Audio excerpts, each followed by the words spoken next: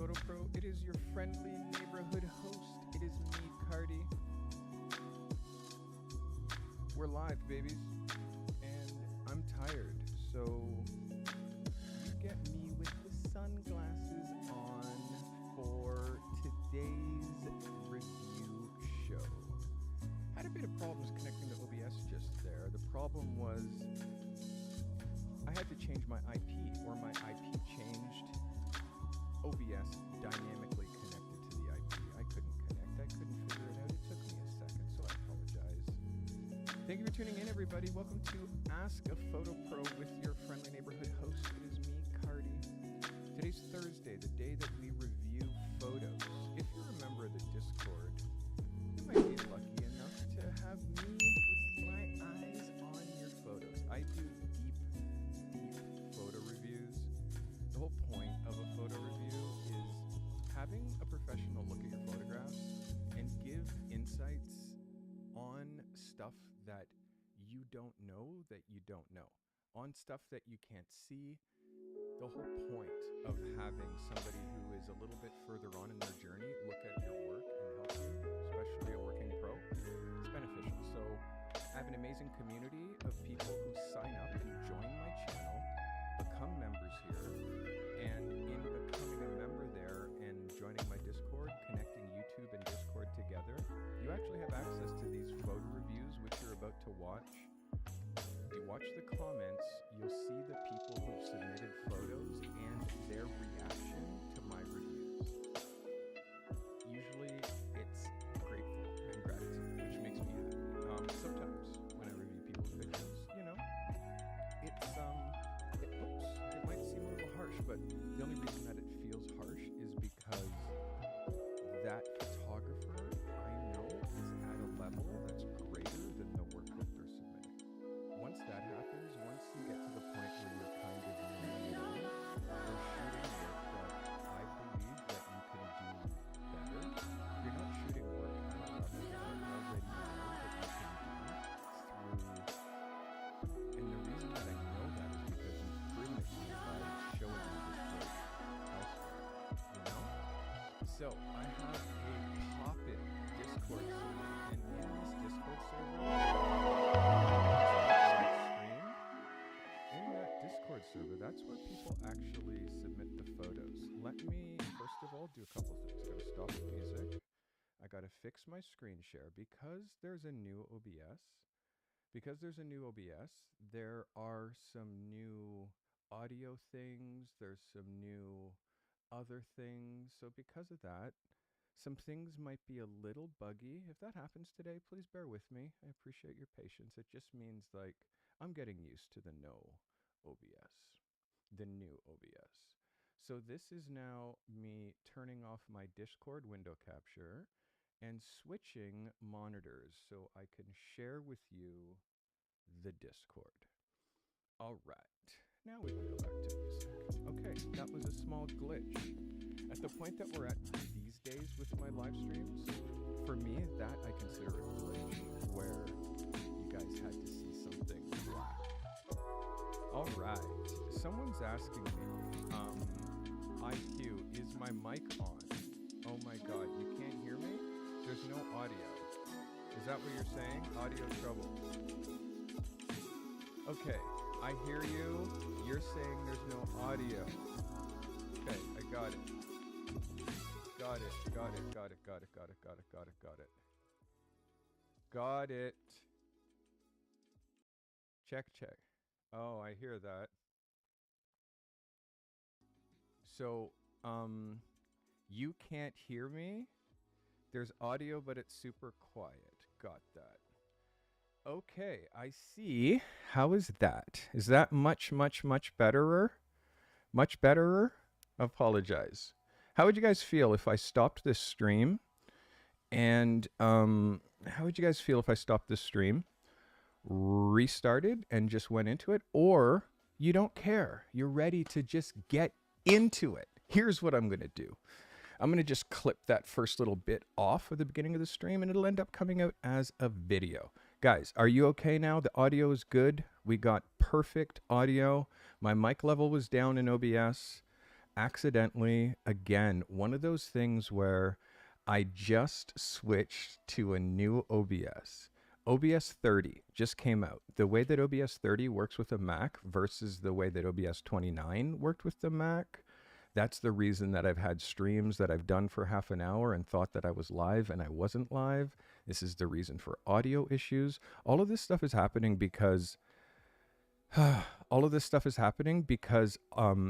literally they don't give us that update of like where the bugs are going to be. You know what I mean? So we kind of got to work through. And I haven't live streamed. I haven't had a test or done a test with this new OBS. But if you have a look at it, you'll see like it looks a little bit different. My chat is all the way down to the bottom. It's just a little bit different, but I am getting used to it. And still, there's some things here that are supposed to be here that aren't here. So anyways, guys, I will, and thank you, Turtle, who sent me messages in Just Chatting on Discord. Everybody here who have been flooding me messages in chat about the audio issues. I appreciate it. So we are back. Please tell me that everything is sounding good. Everything is perfect. You guys are happy. Here I am thinking that, and again, I get so in my head with some of these things, and I spent the reason that I have my sunglasses on is because I was up again until like 5 a.m, and I just feel like I look tired, and these lights are super bright, and being on camera, I'd rather be on camera with just these half shades, because believe me, I had my darker ones on earlier and I switched those.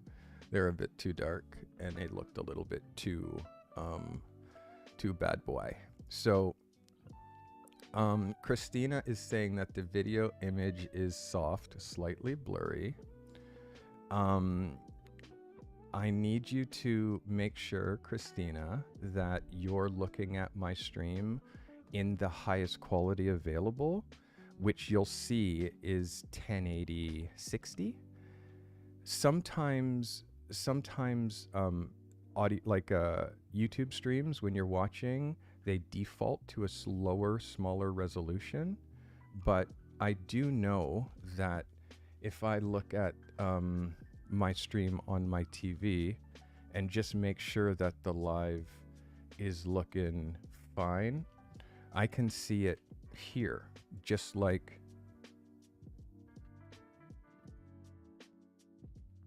I can see it here, and I can tell you for sure it's definitely not soft. It's definitely not soft. It's definitely not soft. Anybody else? Am I looking soft to anybody else? I should be looking pretty 1080, I think. So anyways, as you see, I'm looking at my stream. And if you I can watch me. You guys can watch me twice. Here. You guys can watch me twice. I might have to start ATEM again, guys, because when I quit OBS, which I did, when I quit OBS, sorry this is so much OBS talk. I know you guys want me to get to the photo reviews.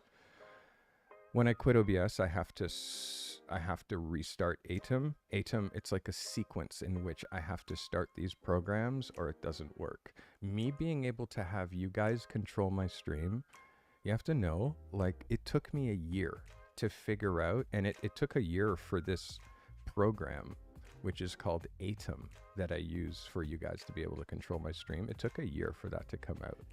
And that's why my setup is just so advanced. But sometimes there's a little bit bugs. All right, guys, I apologize for our false start. I didn't give you guys a specific assignment this week, but what I did want to know is where you are on that journey. Are you an informed optimist, or are you an uninformed optimist? That's the first one. Uninformed optimist. Are you a informed pessimist? Are you in the valley of doom? Are you an informed optimist, or are you becoming successful at this photography craft and looking for help to become even more successful, build systems to make you make money easier, faster, more efficiently, you're looking for that kind of stuff, yeah, I'm here. You can ask me anything. Also, these live streams, the thing that's great about these live streams is that you're able to, can someone do a little chat, a little command test there for me? Make sure that the rules, it says that OBS could not connect. Yeah, so unfortunately, stop with the testing. It seems like I'm getting some connection errors. It can't connect to OBS for some sort of reason. I was having issues with this yesterday where I couldn't connect Aiden to my server. Like I tried to integrate this with OBS 29, with OBS 30, put in the password 100 times and it keeps coming up with an error. So this is something that I have a message out. I actually totally forgot about this. I have a message out to Aiden customer service. So unfortunately, you guys won't be able to control stream today, but I will drop all kinds of high quality contents and stuff for you. I will figure it out. But again, I'm going away for the weekend. I'm pre-recording my thing. It's going to be, I just kind of need a couple of days off, to be honest. I was up until 5 last night, the night before. I've been on this free flow of planning out this masterclass for you and the education program that is going to surround this masterclass. Hello, Focus.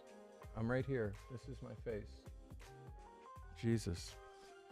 Yeah, I've been working on this masterclass and these courses, because the masterclass, there's going to be courses that also go with and blah, blah. So I'm building out a whole education system. So I have to be honest, I am taking a vacation, but I'm not taking a vacation chilling. I'm hanging out with my two. I just brought on a new creative coach. So I'm meeting my new creative coach. He's actually a marketing coach. So now I have 3 coaches. I have a creative coach, a business coach, and a marketing coach. So I'm doing a weekend retreat with my coaches to basically go through my idea for this masterclass, and they're going to help me rip it apart and build it back up again to make it even better. So that's actually what's happening, is I'm spending time with my mentors. Although we're going to be drinking beers and having fun and stuff like that, because they are my really good friends. But when you have good friends that happen to be really successful advertising executives, or really my one friend, Michael, is and was the chief marketing officer for Calvin Klein fragrances for 10 years, living in New York, working with Bruce Weber, Stephen Maisel, and all of those photographers. That's my business coach. So understand, when you guys take my mentorship, you get a direct main line to the stuff that I learned from them. Yeah, so having a marketing expert now look at some of my ideas, it's kind of amazing. The power of mentorship, I'm telling you. It's been 10 years since I first met my coaches, my business coach and my creative coach. And after 2 years with them, I signed a 2-year deal with Canon. Some of you who know me might know that. And then I invoiced the biggest year of my life after them. I invoiced over $200,000 in 12 months. So that all came after monthly coaching with a business coach. All right. And they also created the Carty Bible, which you've seen me show before. This is my brand guide. This is everything that is me, everything that I'm about, what makes me great, what makes me suck, what I do when I'm my business coaches put together a 300-page coffee table book for me. So that's what I refer back to whenever I get stuck. Yeah. And I do, Durell, I do pass it on. The knowledge that I learned from my coaching, I pass on. And again, the episode that I'm pre-recording, because I don't know if I've said it, I can't do Sunday's episode. So I will do Sunday's episode, but I'll just do it tomorrow. So pre-recording this episode, and what this episode will be, whenever I pre-record something, you know it's going to be crazy. So I get to pre-record something for you. And I'm going to do that. I have an incredible episode. Watch it. It's going to premiere. It'll premiere. I will be sitting in the country drinking beer, but I'll be in chat. I'll hang out with you guys in chat during the time that it's running. And it'll be the regular length of an episode, I think. I kind of think that. But it's going to be directly on one topic. And you'll find out about that when the thumbnail goes up. All right, guys, so sorry about the issues today. Technically, let's get into some photography submissions. We start. And by the way, if you stay to the end of today's episode, you will hear a photo of the week. You will find out somebody is going to win photo of the week. Oh my God, that's so awful. Whew. Do I look tired? Tell me. Do I look like I slept 4 hours? I think it was. And by the way, I've already been a guest on a podcast today. I was on the Exposure Therapy podcast. So I did 2.5 hours of podcasting from 12 till 2. So I've been going today. If I don't look tired, that's amazing. The lights are still too bright for me. I can't handle it. All right. G is him. So glad you're a part of this community, G. And I have so many questions about this photography. I'm opening all 3 pictures. And I feel like these are 2 self-portraits and 1109. Trying to make sure. Yeah, I haven't seen these photos. I haven't done a proper review. 1115. I think, yes, this is it. Okay, G, let's look at your first photo.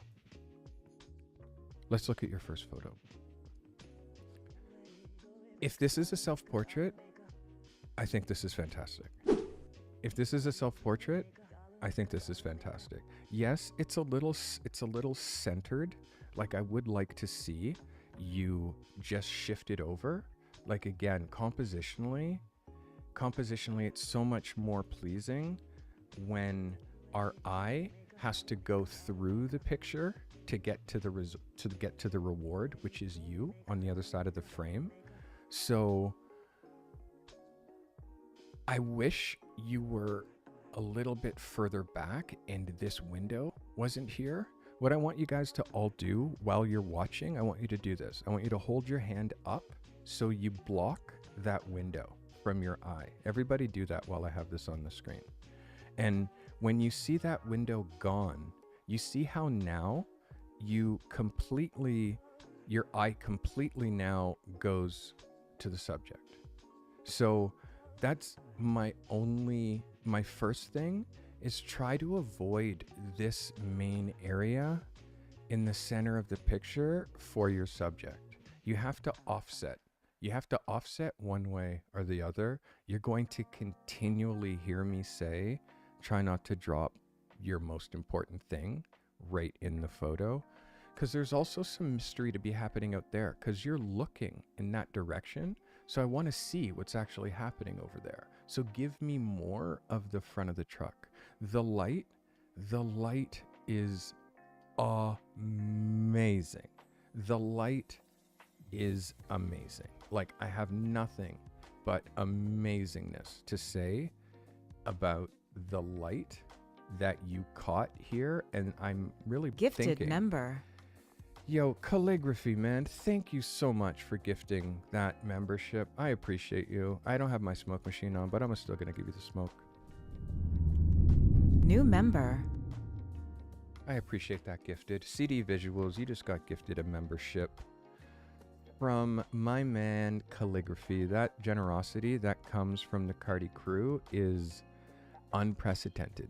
I have the best community on the internet, and I grew it one by one just by bringing value to emerging professional photographers. Thank you for gifting that membership, man. It means everything. Amazing calligraphy. So this first photograph, my only issue is the placement. The hack, which is what we see beside here, which is hack. We see this thing that says hack. The hack is good. I don't hate the hack. I don't hate that at all. But you can see if that truck was out of the way and it was just a white wall here, that we would even notice you even more. So it's just small things that we have to watch. This for me is an 11 out of 10. You definitely get the applause. This is great. Really strong. Great first image by G is him. Let's look at a second by G. This is another self-portrait by G. I kind of feel what you're trying to do here. I really like the energy. I really like the vibe. I think you got to watch the fact that because this is light and it's the brightest thing in the scene, what happens is our eye darts there first. It can't help it because it's the brightest thing. Afterwards, we start to come in here and see this nuanced light on you, which is quite nice. The exposure on your forehead here is a little hot. This is probably, I would say, plus 2/3 of a stop brighter. Obviously, you have black skin. When your black skin goes white and blows out, that means that there's not enough like sort of highlight correction, which you can do in post. But really, it's about exposure. Because you're exposing for here and here-ish, you can see how it gets a little darker over here. If you kick just a little bit of light in here, just a little bit of reflector, something at a lower exposure, and that's key. At a lower ratio than the light that's coming in here, you'll be able to get that kind of pop that you need. You need a little bit of a rim. That's going to give you that finesse, that polish that takes this self-portrait into the level where it looks like a polished photograph. And again, the polished side, that's stuff that you can work on. And again, I try to help you guys with that polish. All right, let's look at another photo. Last one from our man, G is him. This is nice. This New is member. Nice. Let's go, Mike Lilly. Mike is a believer. A believer. Let's go, Mike. Thank you for being a believer and joining us on this journey, trying to help 25,000 photographers do professional photography the right way, a sustainable way, so they have a lifelong career, so their wives aren't crying at them, you know, like most of my viewers are. All right, G. Yeah, I can't do the reviews with the glasses, but I definitely, when I look that way, I need to wear them. Okay, G, this is good. There's a little bit of shadow highlight that you're pulling back because this is bright. And down here, there's no light and this is dim and you're exposing for here. You're having to slide the shadow slider that way to bring this up in shadow detail, and you can see it. You can actually just see it a little bit. Although it's a nice shot, I definitely am feeling it. I just want you to watch your most important assets, which is this, and this is your most important asset. So in this situation, what's more important? Is the sky more important in this shot? Or is this field of dead corn more important? To me, it's the sky that's more important. So how you compose this shot, and because it's a horizontal and I can't really move it around, how you compose this shot, what I'll do is I'll draw lines. I'll draw lines. The end of the shot or the bottom of the photograph exists right here.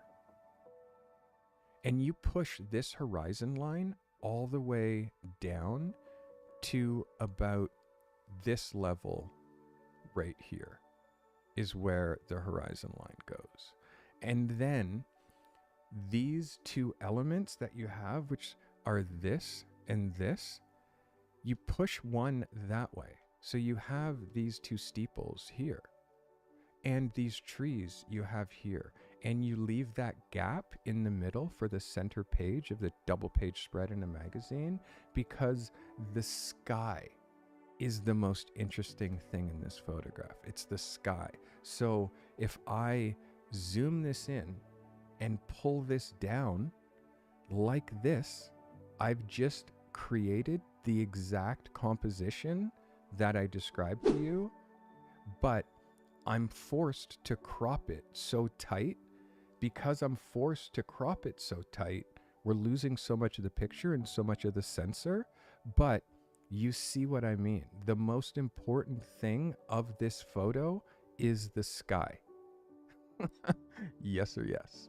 Look at the difference in that composition, and offset it so this house isn't there anymore. And do it like this. Unfortunately, that drops that in the center, but this is a way stronger, more balanced composition because of the horizon line. Although I do want these way that way, and I want there to be a gap in the middle. Like really it has to sit there, but that house is killing me.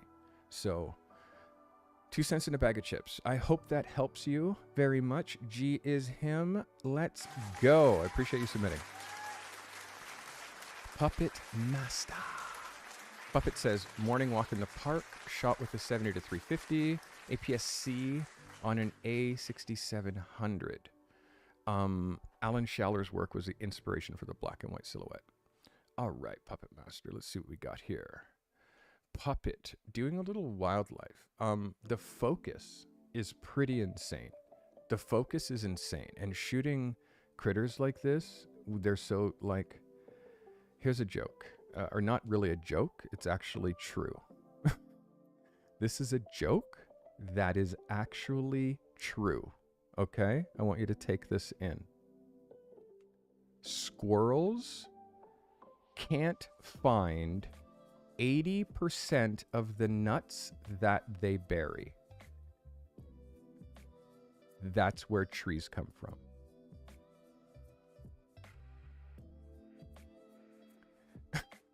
True thoughts. Truer things have never been said.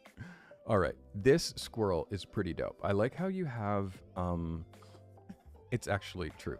I like how you, they're just cracked out, coffee addicted, cocaine dealers that are just like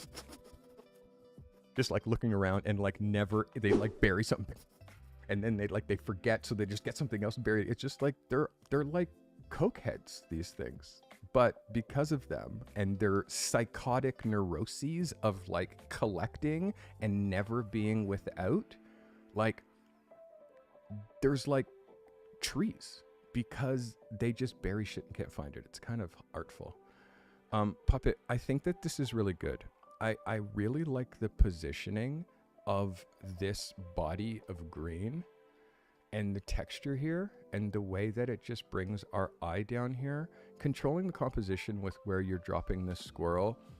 In a perfect world, you're able to come this way. You're able to hit it a little bit that way. You're able to compose it. You're able to like stay there. Okay, look at me. Okay, squirrel, turn your head this way.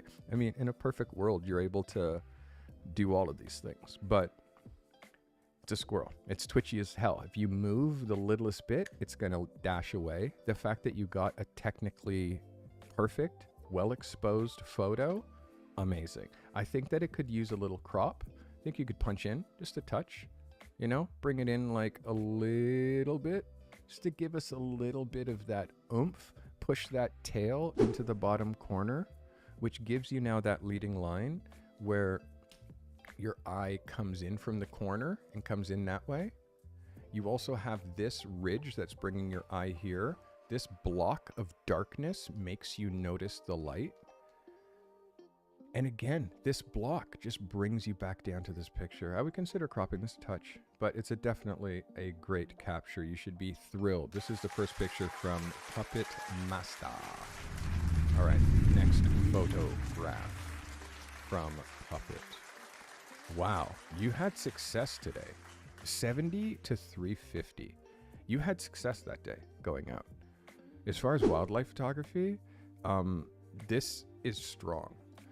One of the hardest things to do is shoot wildlife pictures without a tripod. A tripod is so necessary in order to get tack sharp images, but a tripod hinders mobility, and I'm talking like this, like that tack sharp focus that we're looking for.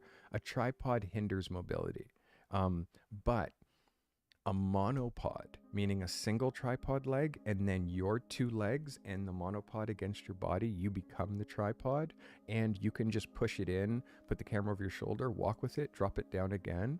I have a monopod because there's times when shooting with a monopod is actually the way to do it. And the number one time that is when you shoot with a monopod is when you shoot with longer lenses. You'll see sports photographers shooting with 600s. They have the 600 on the monopod. They're holding it, and it gives you an extra level of up-down stability, because long lenses are very top-heavy. And if you've ever looked through a telephoto lens and tried to find something at a distance when you're zoomed, you see how unstable and how hard it is to track something when you're looking through a 20-time binocular.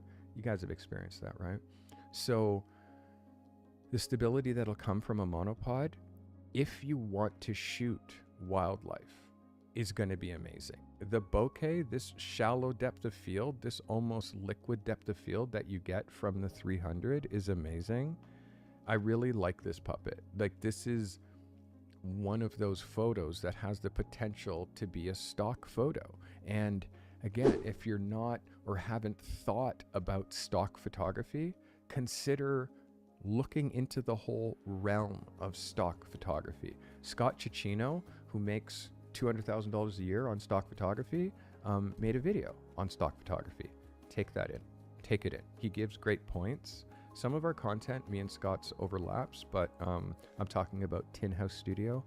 Some of our content overlaps, but he definitely has like more of a stock. I have celebrity stock, and that's hard for you guys to imitate, the fact that I have celebrities in my portfolio, and that's what sells for me for stock. But like wildlife, cityscapes, landscapes, stock photography. Come on. And this is Puppet's last photo. He said that this picture was inspired by Alan Schaller. I like this. It's a little dark. It's a little dark. The silhouette, which I definitely see what you're trying to do, still either the processing or the exposure is -1 stop. That says 11. I know, it's -1. This is dark, and even if it's supposed to be silhouetted, still the brightness in the background isn't. It's too gray. It's too gray, and it makes this look muddy, not that sharp, crispy edge that we want. The reason that this doesn't hit as hard as we want it to hit is because of exposure. And that's where it gets muddy in here, in those small details where that gets tight, and it gets muddy under here because of this bokeh and the dappling under here. So it's a small thing, Puppet, and honestly, this is, I know where the inspiration came from, and I love it and I appreciate it. I just think that this last photo definitely is just a touch too dark. Sorry, I'm just trying to get my brush the right color. Yes, there we go.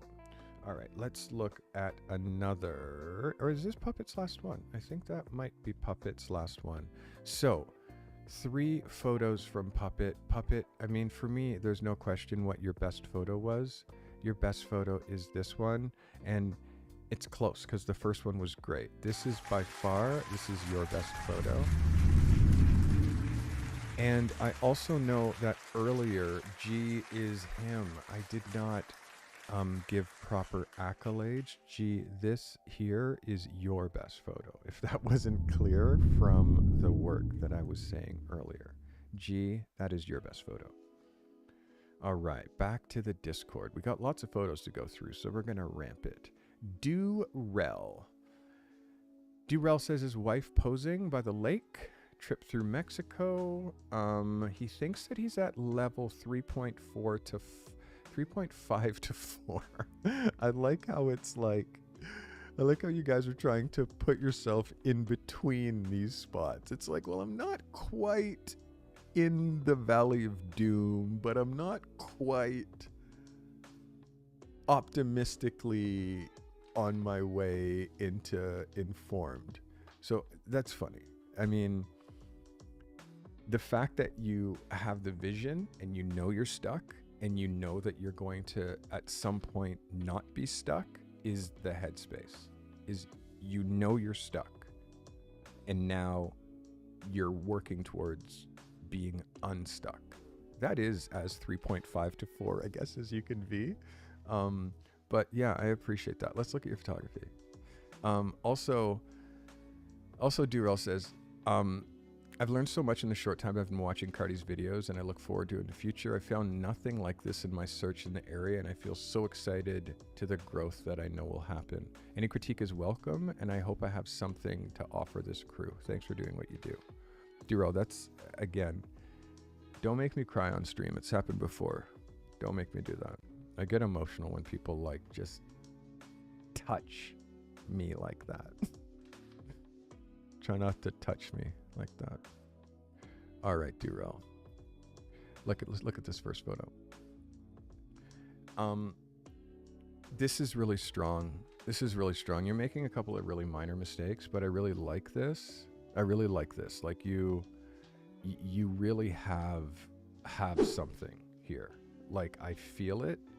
I feel it. There's a couple of issues, which is this photo is an 8x12. When we're new with the camera, we want to get close and fill the frame. That's the first things that you're taught. Get close and fill the frame. But what we're not taught is this photo is 8 inches that way.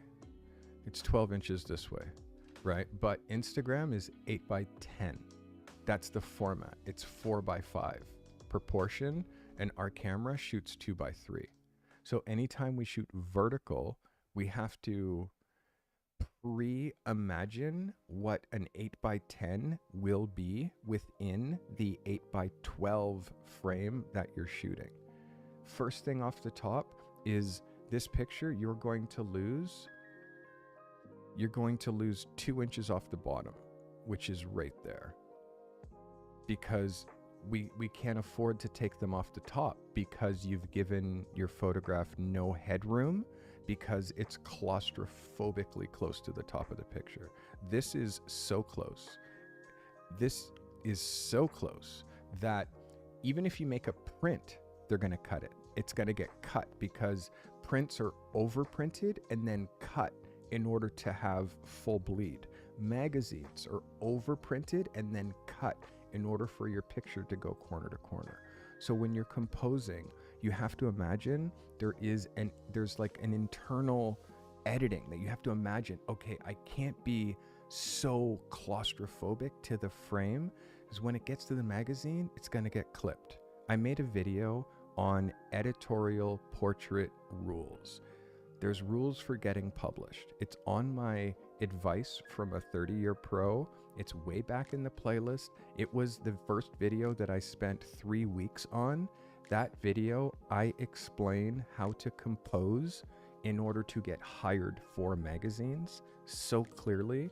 Please watch that video. It will affect your composition. If you're listening to me and you haven't watched that video, watch that video. It'll correct mistakes in 10 minutes that you'll see me the entire evening reviewing photos, pointing out same mistakes over and over and over again. Horizontal picture, dead center composition. You'll hear that every review. If you're watching this and you've never submitted your photos, learn that. Do not center compose horizontal images. Offset left or offset right. And also vertical pictures. Every vertical picture is a cover. Now, what happens with this picture now as a cover? Can't use it as a cover because I don't have the headroom, because you've been told the rules to always fill the frame, and you're not looking big picture. Like, how does this photograph work in a layout? How does this picture work on a magazine cover? The idea, check. The composition, almost. And if you had shot 100 frames of this idea, like I teach to shoot 100 pictures of one idea, at picture number 20, you would have said, at picture 20, you would have been like, oh my God, I can't believe how close the head is. Holy shit. And then you shoot the next 20. And after those 20, you notice that you're shooting and the horizon is crooked. The horizon line is crooked. So the entire photo feels like this girl is falling down a hill. The horizon is crooked there. The horizon is crooked on the, and she's already on a leaning axis. So this whole picture feels like it's falling that direction. Again, you see, I see it and I explain it to you in the clearest way possible. And this is an actionable moment. The next time you shoot, make sure your grids are turned on the camera. Make sure the grid is turned on.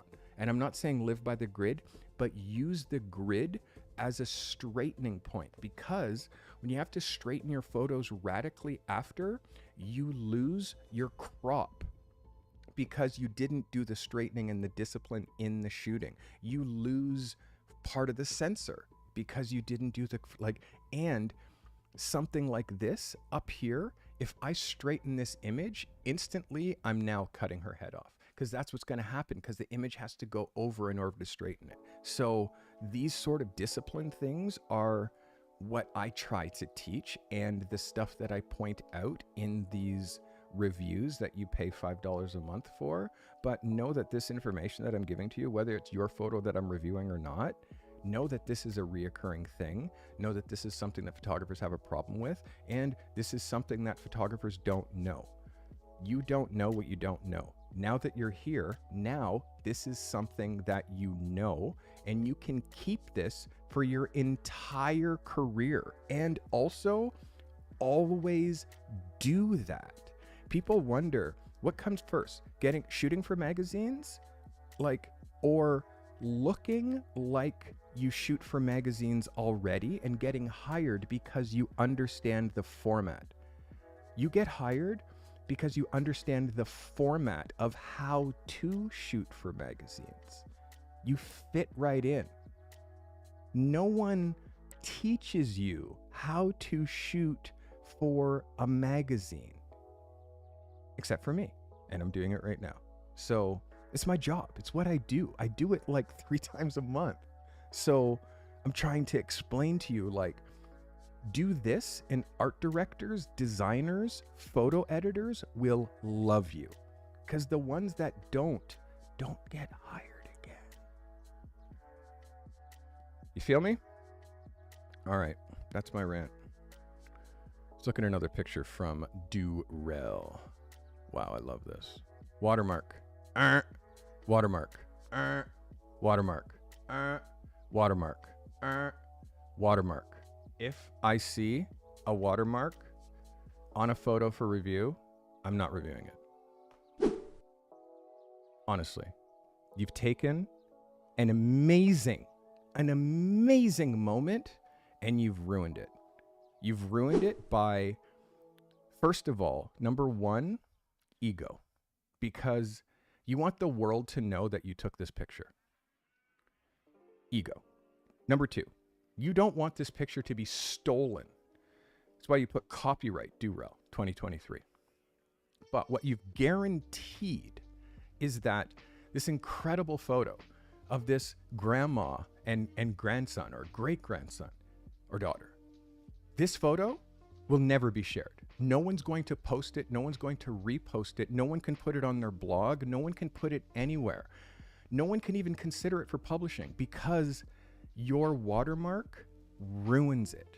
Watermarking is a meme. It's a meme. This is a watermark. Watch this. I'm going to show you. Imagine this is a photograph, a most beautiful photograph. I'm posed, right? Watch. This is what your watermark is doing. This is your watermark. Watch this. That's your watermark right there in the corner. Every time I look at this picture, this is what I see. I see this. It's a meme. Me. Yes. Me. This is me. This is me. Yes. It's so ego-driven. It's so much about you, Durell, the photographer. It's not at all about these beautiful people.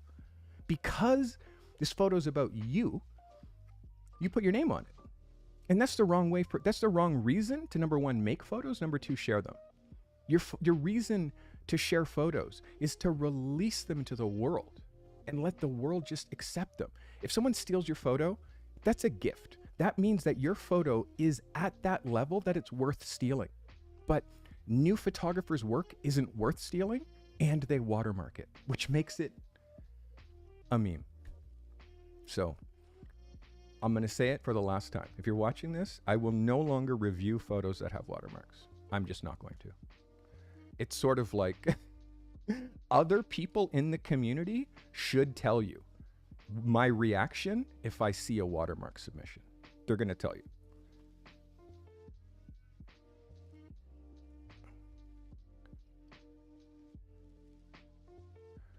Durell, this is really special. Like, the photography is so there. The picture's there. Like, unfortunately, again, it's a bit lazy, meaning your lines are crooked.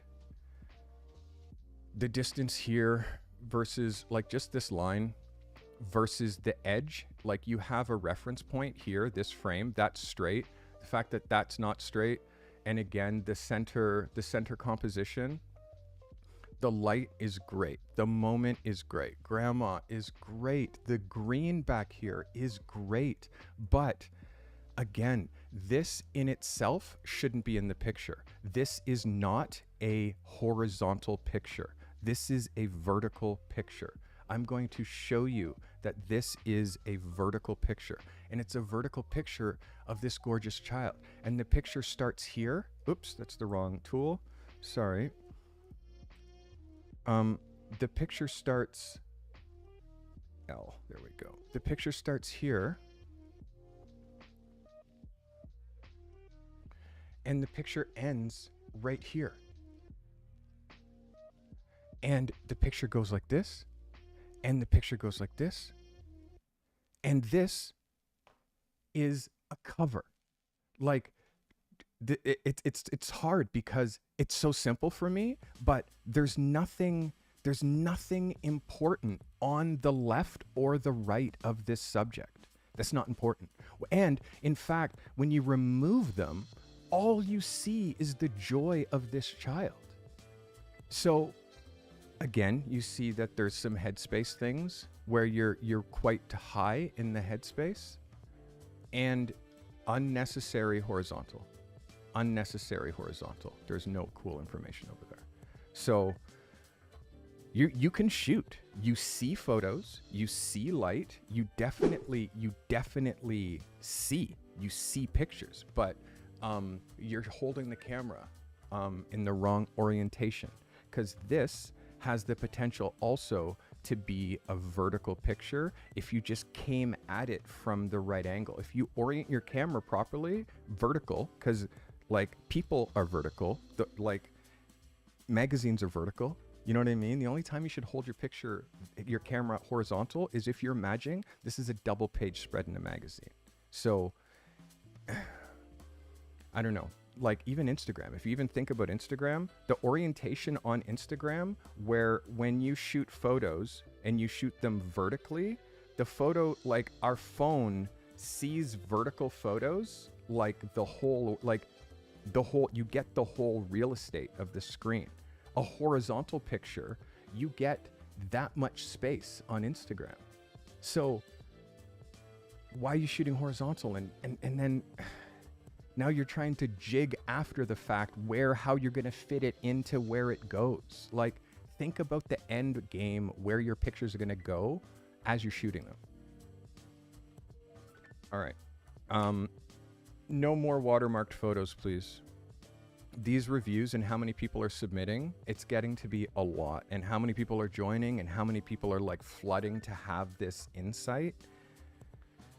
Much like I'm the art director for Behind the Picture magazine, or I'm the photo editor for Behind the Picture magazine, and I give specific instructions. Do this, this, this, this, this, this. And then like, that's what here's the thing. Photographers shoot for themselves. They shoot for themselves with no direction or idea as far as what they're doing, what their style is, what their niche is. They just do whatever. And then they get an assignment. And that assignment is, hey, can you come here at this time? I need you to make this photo. I need to be against this background with this light, with this highlight. They'll show you a reference picture. It's basically someone who needs a photographer who can make a picture, not take pictures. Because anybody with an iPhone can take a picture. But someone who can see a reference and be like, oh yeah, I can give you way better than that, and then do it. There's money there. That's worth value. But not thinking that way, not understanding the perfect brief. I give a perfect brief. This camera's out of focus. Hello. I give a perfect brief every time I give an assignment. I give a specific amount of photos, the kind of photos that I want when I give assignments. The more you understand the brief and stay within the brief, the better your career will be. Because if you don't understand how to work within limitations, create assignments for yourself. Do the assignments that I give you, and the assignments that I give you will teach you how to do assignments. Shoot something that someone asked you for. Like, that's how you make money. I give assignments every week. Photographers don't do assignments. And what happens? They don't know how to do assignments. And then they don't know how to work. And then they get an assignment and they flub it miserably because they've never had someone else tell them what to do creatively. People telling you what to do creatively, oh my God, that's so offensive. Where that's how the whole industry works. People tell me what to do creatively all the time. That's my job. And then I take that brief and I interpret it and I give it back to them from my perspective, which is what they're hiring me for. So, yay. Sebastian is back at it and has some photos to share after his trip to Sardinia. Personally, it was a very inspiring trip. Went with his friend Maciek, who became his main model for 7 days.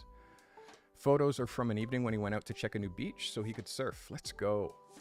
I'm not a good surfer, but I can get up. I love it. I surf in Central America. It's amazing. Okay, let's look at pictures from Seb. This is a great vibe. This is a great vibe. That end of the day light, you've managed to get the right exposure, Seb. I am seeing a little bit of noise. Oops, wrong tool. I'm not sure if this noise up here is added, cause it is a really pretty grain. I can't lie. It's a really beautiful grain structure, really gorgeous. So if you put this in after, I'm not gonna hate. If this is just because of the ISO combination, the exposure that you're using right now, this is also okay. This is a strong shot. Compositionally sound. You can see Seb is he pays attention to everything that I say. He's very disciplined when it comes to the offset, center composition. You can see how he divided the photo in two and then put his subject on one half of the frame and then has his subject looking inwards in order to show that article that's going to be right there and the headline that's going to be right there and the photo by Seb Kawaka right there. This is shooting to layout. And also the leading line, this lightness that happens here, the depth of field and the things that's happened here, these clouds, this is an editorial picture. Somebody doing something doesn't care about the camera, but it's cinematic and part of the whole mood. The only thing that you missed is the stride. His foot isn't in the right position. He needs to be a little bit more on the full stride. And again, you're shooting that way. So you're aiming sort of at his bum. So because you're aiming at his bum, the trick that you do is you can't have people walk like this, because people walk like this, right? That's how we walk. But when you're photographing people, you can't shoot them walking like how we walk, because it looks retarded. It looks so bad when you shoot someone walking how they walk. You have to cue them that they have to walk New like member. this. Let's go. Bayou Train. My goodness. Tell me if that's Bayou Train or Biwan, or tell me how New you say that. member. Let's go. Gregory, glad to be here. Thank you. 2 months on the redo. So people walk like this. How you have to teach them to walk is like this, which is in front, 1 foot in front of the other. And what that does is it tapers people's body, because if you don't shoot them that way, people's look really blocky. Do you see how square he looks between here and here? He looks really square, where really you want his ass and his legs to kind of come in tapered like that. Not so feminine, but that's kind of the idea. This is a great shot, Sebastian. Again, Sebastian, like you're listening, and like you're listening, and you're approaching an editorial angle. There's an editorial angle that you're starting to hold on to. I'm going to help you. I'm going to support you through it. And I see you. This is a vertical picture that you shot horizontal. I think that you see that. This is a vertical picture that you shot horizontal. This picture needs to be offset. It needs to be literally like this. A little bit more personal, a little bit more intimate. So you punch in a little bit more with him. Personally, the crop that I would want would be like below his chest, like somewhere in and around there. For me, the picture exists around here. Seeing it straight up like this, he's in a little bit of an in-between moment. And the fact that he's looking dead at the camera editorially doesn't match the other picture. So for me, in order to keep that editorial flow going, is you shoot that picture that's close up like that, but you have him not looking at camera. You have him looking off the other way. Or you shoot a profile of him. Or you have him sitting on the beach and you go closer. Like the editorial, like many photographers were able to get an editorial picture out of a session, but doing all of the photos in that editorial style takes time and training, and you really need to look at magazines. You really need to look at magazines and learn how to turn any scenario into an editorial photo story. Do that, be able to deliver 3 to 5 photos of anybody anytime you hang out with them and make it look like you just shot them for Details magazine.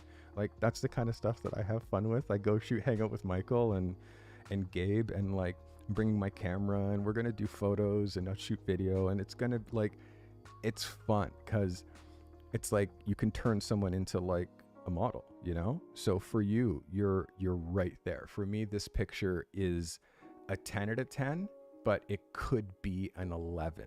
The ominous clouds. Another thing, I would have taken his hair down. Because of the wind. You see, he's got the man bun. Take his hair down, especially with this picture where now it's kind of fat face a little bit because he's close. Take his hair down, let his hair blow and go under and stuff. Now he's like, and have him not paying attention to the camera. He feels a little stiff, uptight. Like work him into that headspace, and now you're making him look like, you know, some Hollywood dude, you know? Let's look at another. Yeah, this is close, Sebastian. This is close, but I think, again, his legs are in the wrong moment and his expression is in the wrong moment. There's small things. And also, you can see the light, although the light is gone, it's still creating the slightest bit of raccoon eyes around his face. You can see that shadow there and down here. It's so slight, but you can actually see the way that the light is, and because he has deep set eyes, that him now turning around, you're kind of giving him that hollow. Again, not at camera. Have him look that way. Shoot the profile. Shoot the profile. Have him look that way. But him looking at camera, he looks unsure. You see, he's saying to you like this, and you say, this is the photo shoot. You're like, hey, buddy, turn back, look at me. And he looks, and he's thinking like this, and then you took the picture, because like this, I can see it in his face. That's exactly what he's thinking. And people don't realize, like, photography can read minds. It can read minds, and it's all in the nuance of how people hold their lips, how they hold their hands, and how they hold their eyebrows. Eyebrows up is a question. Is this okay? The way he's holding his mouth is also a question. So he's unsure, and then you shot it and then went on to the next one. So that whole process of that idea and working him through it, it's super important. Super important. All right. How come is this chat connected? Oh yeah, there it is. Okay. So I hope that was helpful. I am going to pick a best photo from you. And for me, it's super clear. This is the one. This is your best photo. Yeah, this is great. Like editorially perfect. Editorially, just the feet, small things. But again, the thing that I'm proud of you about, damn it, you guys heard me be Canadian. The thing that I'm proud of you about, or proud of you about, yeah, that's it. That's the right sentence, is how hard you're trying and the progression and the fact that you're now on this stage where you're looking for that nuance. Like you're in that stage. You're in that stage. And that's fun. That's fun, Sebastian. You've made some of my favorite submissions in the last little bit. So I'm proud of you, that guy. Good shit. All right. Welcome. Hey, Seth, welcome. Thank you for becoming a member.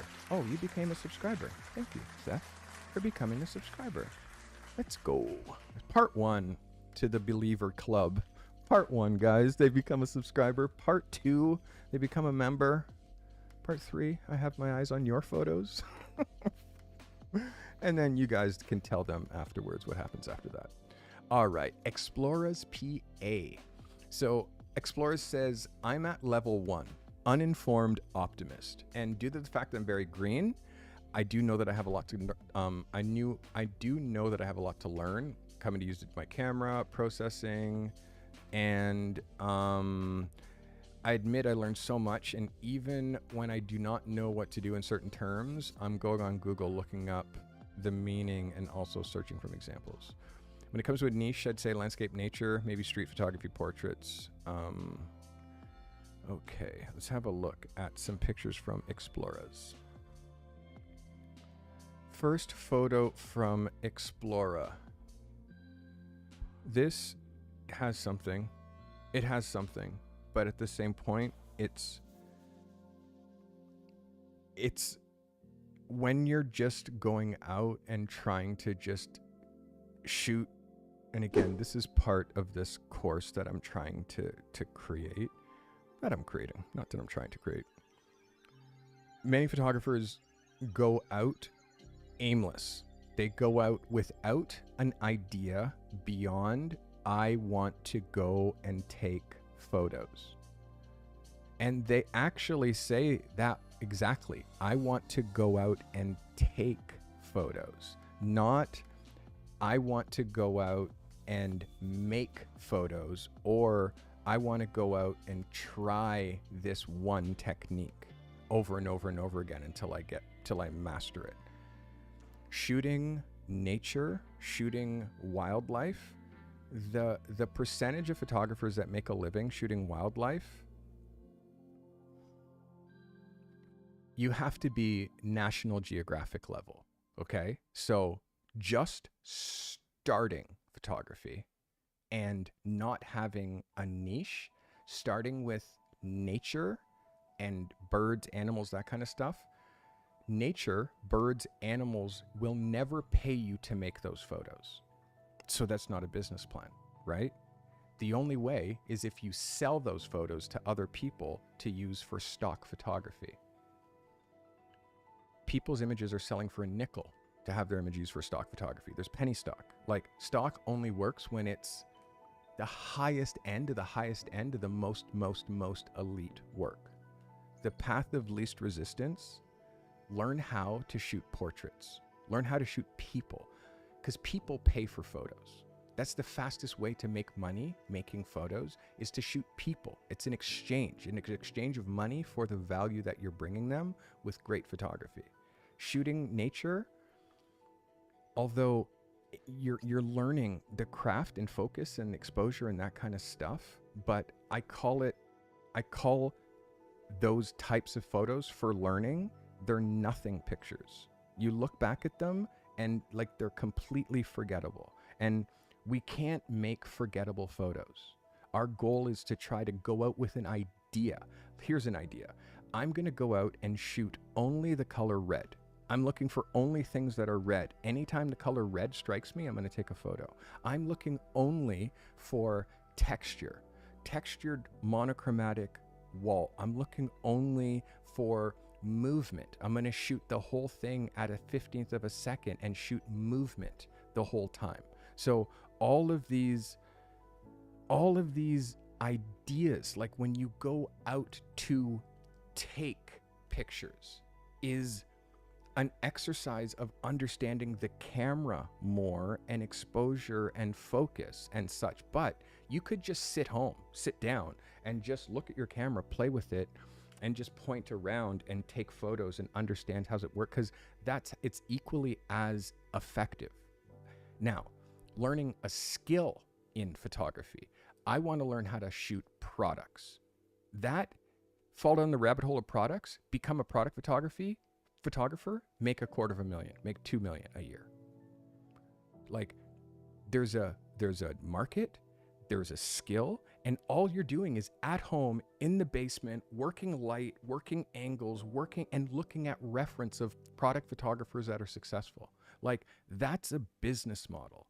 But photographers, this is how they start. They buy a camera. Okay, I have a camera. They go outside, they point it at every single thing, and then they're like, okay, I want to be a photographer. It's like, okay, what are you going to shoot? I don't know. Like, okay, so research the market. See if there's a need for the kind of things that you want to shoot. If there's no need for nature photography, then, I mean, look at National Geographic. Perfect example. Look at National Geographic, and if you're able to shoot the level of photographs that are in National Geographic, then yes, you can make it as a nature photographer. But how many people have the skills of a Nat Geo photographer when you don't get to shoot for Nat Geo until you've been a photographer for like 50 years? Like, it's like Steve McCurry. It's an unattainable bar. Like, trying is a thing. This is actually amazing. And I'm not saying actually to be a diss, but this is amazing. This is amazing. And stock photography, this is stock photography. Now, what I need you to see is the difference between this photo, which has this pole growing out of the thing. Literally, it's shaped right in front of something behind it. All you need to do is go that way, aim that way, and suddenly this thing isn't there, right? So this picture, from my perspective, is lazy. Also, the horizon line where it's dropped, the whole thing, it's too simple. It's too simple. This is insane. Like, the fact that you nailed the focus, I mean, it's not perfect. It's pretty damn close. The fact that you nailed the focus, the fact that you have these 3 birds in a triangle, the fact that you have the wings all out, this is fucking insane. And the processing. But, small thing. This wing is too close. Like, that's too close. I wish that there was this much distance here. Just the same distance that you have here, at least. Because you have the distance here, you have the distance here. It's just this. And again, for someone who's so new on their journey, this is insane. And again, I'm not trying to take the wind out of your sails, Explorer, but if you want to shoot nature, wildlife, that kind of stuff, be prepared to travel, be prepared to go to the craziest places and just wait for magic to happen. Because this photo is like, I'm sure you know how hard it was for you to get this level of photography.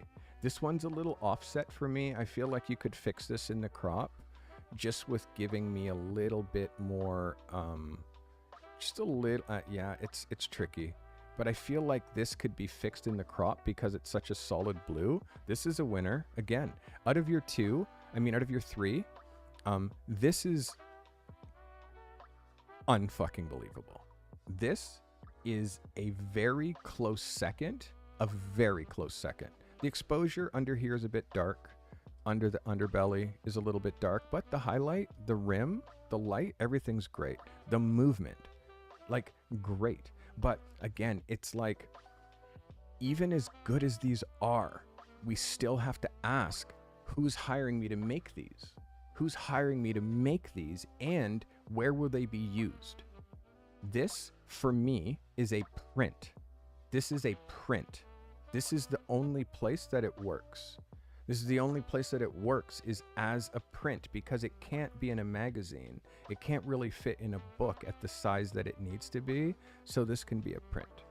So if you want to have a successful print business where you're selling prints, again, there's photographers that are making National Geographic level prints. I have a whole print store. I have a bunch of stuff, 12 prints up for sale, sold 0. I don't talk about it very much, but know that, it's hard. It's hard. The best, fastest way to make money is doing me to a company. That company has needs. Those needs I fulfill. That company pays me.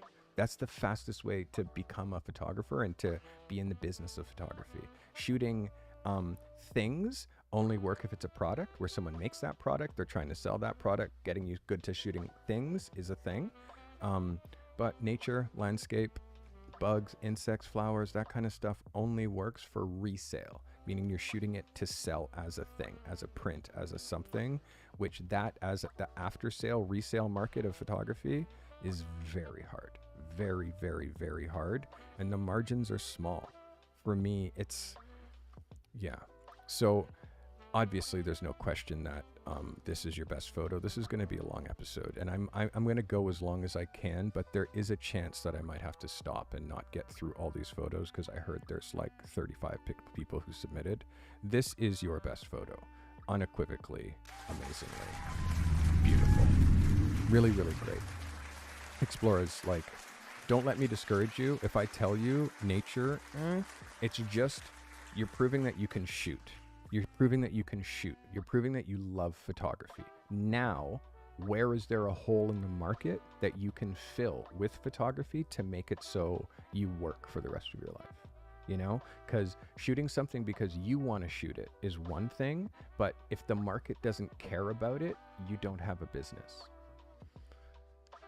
All right, let's get into another shooter. Turtle, back with the submissions. Let's go. Turtle, back at shooting some drone clips at the Delta Speedway. Beautiful. So Turtle is doing a post every day challenge, which I appreciate. He posted a bunch of clips. We have a limit, Turtle, of 3 submissions because this is the same thing thrice. I'm going to use part 3. I cannot play all of these, but Turtle is someone who I did a mentorship session with as a gesture, and Turtle has been helping me very much with my channel back in the day before he had some health problems. Turtle's a great dude, and I helped him develop a drone business. Turtle had an accident after that, which has now made it so he's building himself back up, but Turtle has a drone business. He just needs to get that drone business off the ground. Let's look at this image. This from Turtle. I am muting this, Turtle, or am I playing audio? Yeah, I'm gonna mute this. Yeah, this is a vibe. This is a vibe. And again, Turtle's a licensed drone pilot, which is different. This is a great shot, Turtle. This is great. Yeah, this is a business. This is a business. And you can definitely, like, again, it's just, yeah, you're getting good. You're getting really good, Turtle. This is like, telling you, man, you need to get into this masterclass. Like, you will not be able to fail if you do it. Straight up. Straight up. Again, you're too good. You're too good with that drone, and you're a great drone photographer. You have all the elements. It's just, you just need the will. And usually people find me when they're at rock bottom.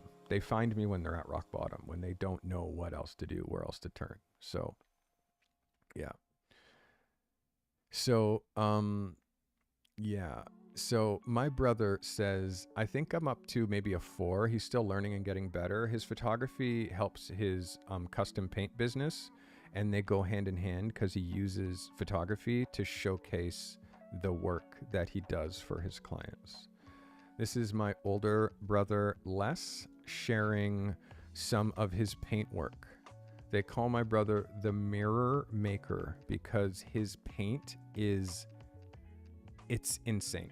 He's been doing paint, car paint, as well as he's a fine art painter. Like, he's been doing this for 40 years. 40 years. And he's undeniable.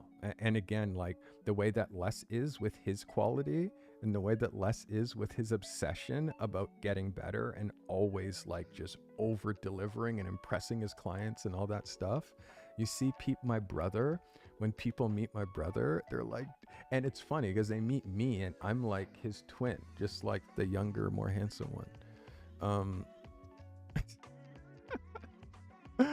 This is some more of my brother's paint work.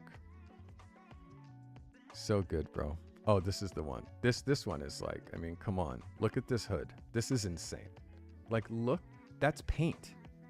Like, look at how clean that is. So good.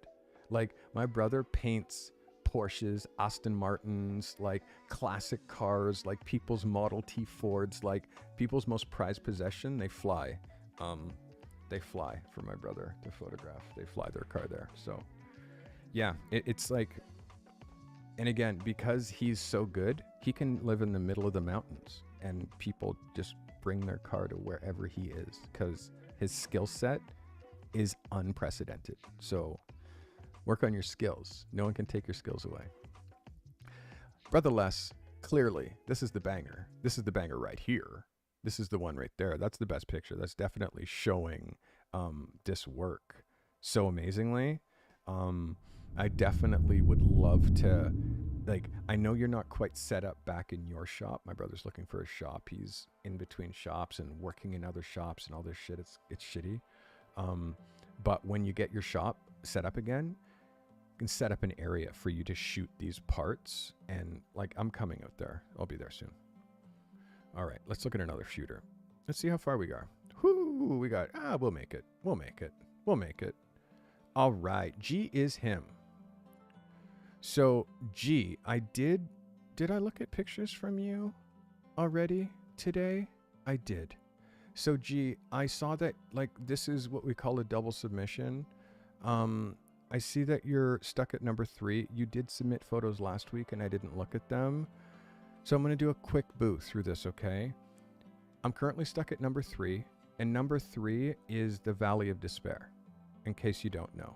And if you don't know what I'm talking about, 1, 2, 3, 4, 5, all of these different things, watch my episode. It says Masterclass across the front with a guy with chalk. Watch that one. And then come back and watch this one to be up to speed. Haven't been able to find my niche. I want and like to photograph people, but I just can't decide. I've done some portrait work and also sports, mostly American football and landscapes. Shooting athletes, shooting sports. Oops, that's not what I was trying to show you. It's not even plugged in, silly. Shooting athletes, shooting sports. There's a thing there, but there's not a lot of money there unless you're dealing with like the bigger schools, colleges, and universities. for just regular local high school games and that kind of stuff. I don't know how much money your town has or if there's budgets to hire a photographer almost like regularly. So again, it's like more research. You like shooting people, which is amazing, but the skill set needed to shoot people at the level that you're trying to do, it takes work. I can see that there's a vibe there that you're trying, and I appreciate it. Your composition, you're definitely learning compositionally how to frame up a shot, which is amazing, but it's the light. It's the using a reflector in this certain situation. It's guiding your subject and making them so they're super comfortable, so their mouth isn't being held weird and they're kind of in an in-between moment. This picture is what we call an outtake. This is an outtake. But when you only shoot 1 to 3 photos and then say, I got it, your outtake become the only thing that you have is your outtakes. For me, I shoot through the picture, meaning I shoot 100 photos for one photo. So this photo, I would have it her relaxed and her mouth chill, because after 5 minutes of the process of the photo and the camera and you directing and blah, blah, people get into the rhythm of it and they start listening and they start following your directions and doing it. And the pictures start getting better and better and better and better. So you get to the point where you have it so amazing. And then you shoot for 5 more minutes. And then you so have it like it's the evolution. Every idea, you have to photograph it that way, because every idea starts here. This is frame 1 to 3 is here. Frame 100 is on a level that you can't even imagine because you haven't pushed that far yet on a single idea. When you push through an idea, then you show her, okay, I like this picture, but your mouth is weird. Let's get this with the not a weird mouth. And then you notice, okay, her eyes are kind of dark and the light's kind of coming here and there's no light that's kicking in there. So then you open up a reflector and you're like, okay, what does this shot look like with a big reflector kicking back light in here? Now, what does that look like? And now all of a sudden, holy shit, now the picture really starts to pop. And then you're like, oh my God. Okay, so this highlight here is really like, what if she rotates her body a little bit that way? And now this highlight, which is hitting her face, is now hitting her hair instead of her face, which is causing just a mess of shadows to be happening on her face. It's a mess of shadows, light, dark, blah, blah, blah. So then they just rotate a little bit and you just step just a little bit this way because the sun is coming from this direction. And now you're aiming into the sun, which gives you sun flares and haze and beautifulness and love and light when you aim into the sun with your camera. How many times have you seen cinematic, beautiful shots where they aim into the sun and the sun flares and you get these beautiful bokeh? Like every time you shoot a photo, you think that they need to stand there, but then rotate them. Have them do a full rotation. Have them rotate. Turn, turn, turn, turn, turn, turn, all the way back, and you'll see, oh shit, right here is where the light is best. So that. I do like the composition. It's compositionally strong, but I've spent a lot of time with you, G, today. We got to move on to the next one. This is 7% daily, shot with a Sony 16-35. Some pepper photographs from 7. Contrast is a bit high on this. Contrast is really, really high. I don't raise my contrast past 10, by the way.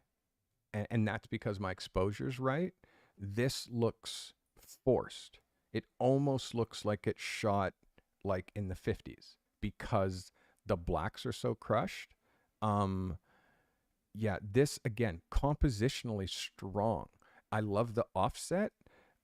Making it, is this a square? Like you gave me a square? Meaning you pre-cropped this photo for me? Okay, don't do that. Don't do that.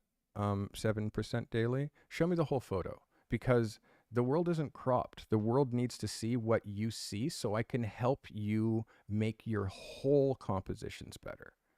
You know what I mean? This crop is a free crop. So it's not 3x2, it's not 4x5, it's not really, I mean, is it 8x10? Maybe it kind of might be 8x10, but horizontals 10x8 isn't a thing because this is not 2 pages in a magazine. You can see you only crop 8x10 when it's vertical. When it's horizontal, you can see that's not 2 pages in a magazine. That's a very tall, thin magazine in the proportions. So if you're shooting horizontal, it's the whole picture. We need the rest that's happening over here because that's what makes up a whole double page spread. That's what makes up the rest of the page. Secret time. Hold your camera horizontal, and that is exactly 2 pages in a magazine with no cropping. So you can't crop your horizontals to 8x10. That is not a thing. The only time you would do this is to put it in a frame, but you can even see how visually odd seeing this crop is because we're so used to seeing 16:9. This picture, again, it's just a little bit over in the processing, 7%. I think that if you see me do this, already you can see how visually it's so much nicer for your eyes because you're used to that proportion. Yes or yes? So for me, this is closer to what the crop could be. I would rather see the whole photo and rather still, for extra points, follow the instructions to submit this raw photo and submit the raw photo. And then let me process it how I would process it. The whole photo, including the crop. Let me see again. This is a little bit of a mess. This is when you go closer than the minimum focusing distance on your lens. So right now, there's nothing in focus in this picture. The only thing that's in focus is this little back end back there. This is an out of focus. Oops. This is for sure out of focus, yes? Am I wrong? Out of focus? Out of focus? Out of focus? All around? For me, although again, cool art, cool pic, bro, but out of focus is an outtake. It is not a photo that you now send to me for critique. This is a mistake. What you do is you send me the in focus photo and let me judge that. If you don't have an in focus photo, that means that you didn't finish. That's on you. Everybody. This isn't a little out of focus. This is a lot out of focus. That is sloppy, lazy, and not, again, it's like it just says that I don't care. I'm just doing it and getting, like, there's no point in doing it if you're not going to do it to the best of your ability. There's no point. So there's no point. If you're just going to mail it in, send me out of focus pictures. Come on. Again, this is for you. This is coaching for you. If this was you grading your own work, is this worth a grade for you? This level of focus? Would you grade this work? So, that, again, you'll learn as you see and watch me review photos and see me reacting. This is you mailing it in 7% and me calling you out. This photo, definitely also out of focus. Here's the problem. No tripod, no lights, and too slow shutter speed. So because of that, you don't have a tripod and you're shooting at a shutter speed that is too slow for you to handhold the camera.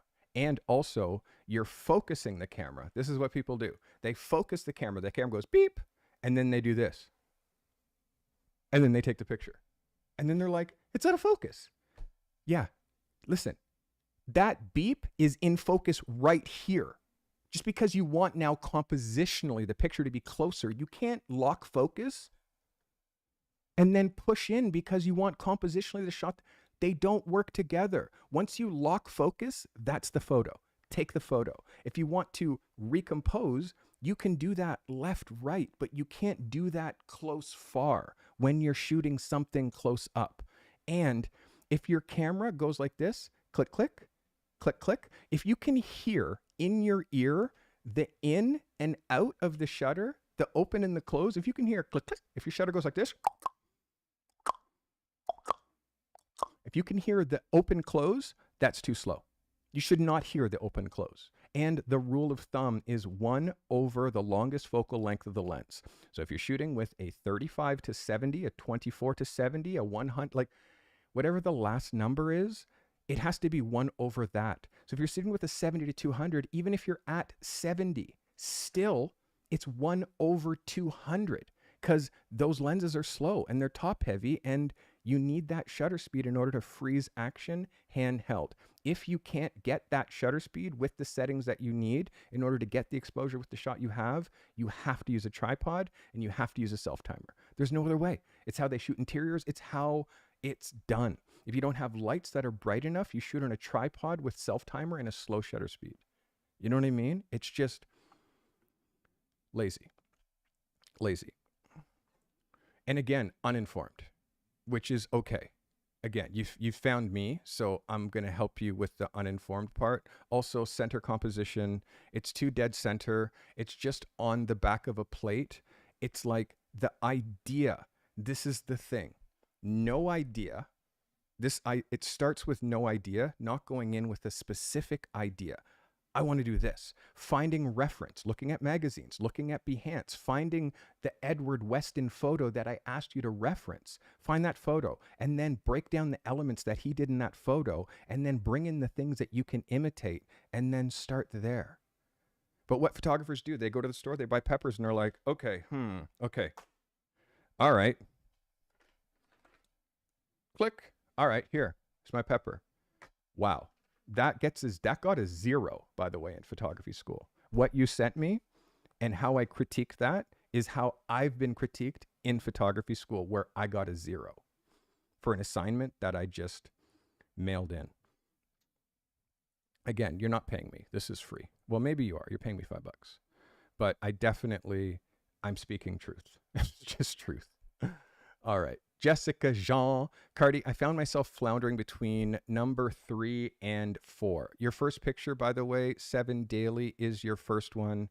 Contrast is off. And again, I don't think that you took this assignment seriously enough. I don't think that you tried hard enough. I don't think that you looked at enough references.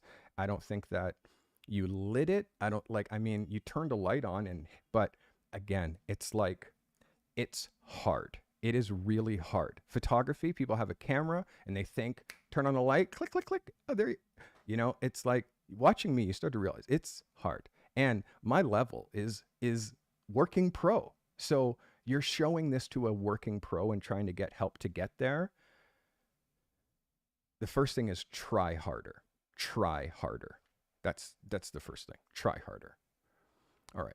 I found myself floundering between 3 and 4 for some time. I get myself on track. I think I figured it out. Then I slide back to number 3. I don't know how to business. Trying to pick a niche has been an ongoing challenge. I think I have a fear of commitment. Few of the niches I really enjoy are portraits, editorial, and live music. And also, does compositing count as its own niche? And the answer is yes. So these are some portraits from Jessica Jean. Jessica, your composites are incredibly good. I've definitely seen your composites. I like the natural feeling to your photography, how it's almost like you're doing next to nothing, natural light, super simple. I like how you put her in the corner, very much a la Irving Penn. Irving Penn famously put his subjects in corners. For a little bit of a level up for your work, Jessica, here's a challenge. I want you to go look at the work of Irving Penn today and look at the way that Irving Penn shot his portraits and think, is there a way that you can take some of the elements from Irving Penn's work and apply it to yours? I think that you'd really enjoy, especially you have just a little bit of a twist to your work with your composites. And by the way, the reason that I know this is because Jessica's been watching for a couple of months now. She's submitting photographs and I know every single one of my viewers. If they're consistent, I know where they are. I know what they're trying to do and I can really start the accountability. The first submission, by the way, guys, is always the hardest. The first submission is always the hardest, but it helps me because I see what your bar is. Um, I definitely see what you're doing here. I definitely see, like, I laughed as soon as I saw this photo just because of the humor and the vibe. Band photography is so fun. I still do quite a bit of it. I'm not sure if there's like some compositing back there, but they all look kind of normal. A little bit of a hand cut here. I'm sure you noticed that hand cut and that distance up there that you could literally just shift the camera up, take one step back, have the same photo without that hand cut. Also, because this is a band and the square CD cover is so important, again, stepping back so you're able to make sure that you have the ability of getting a square out of this photo, like from down here, over here, down here, here. Like, can you get a square out of this crop? Again, as I make this square, you see that hand and how that cut hand, I want you to see it. I want it to, let's go, gaming saves lives. Welcome. Thank you for becoming a member. I want you New to member. notice that that hand. Every time you look at that hand, I want it to hurt your feelings. I want you to look at that hand and be like, dope. And it's going to remember and remind you to always scan the edges of your frame to make sure that you're not cutting limbs off at really awkward places. The expression, the light, cool. Again, I can help you develop your light a little bit more. Your light, this light, the magenta one, is wrapped that way just a little bit too far.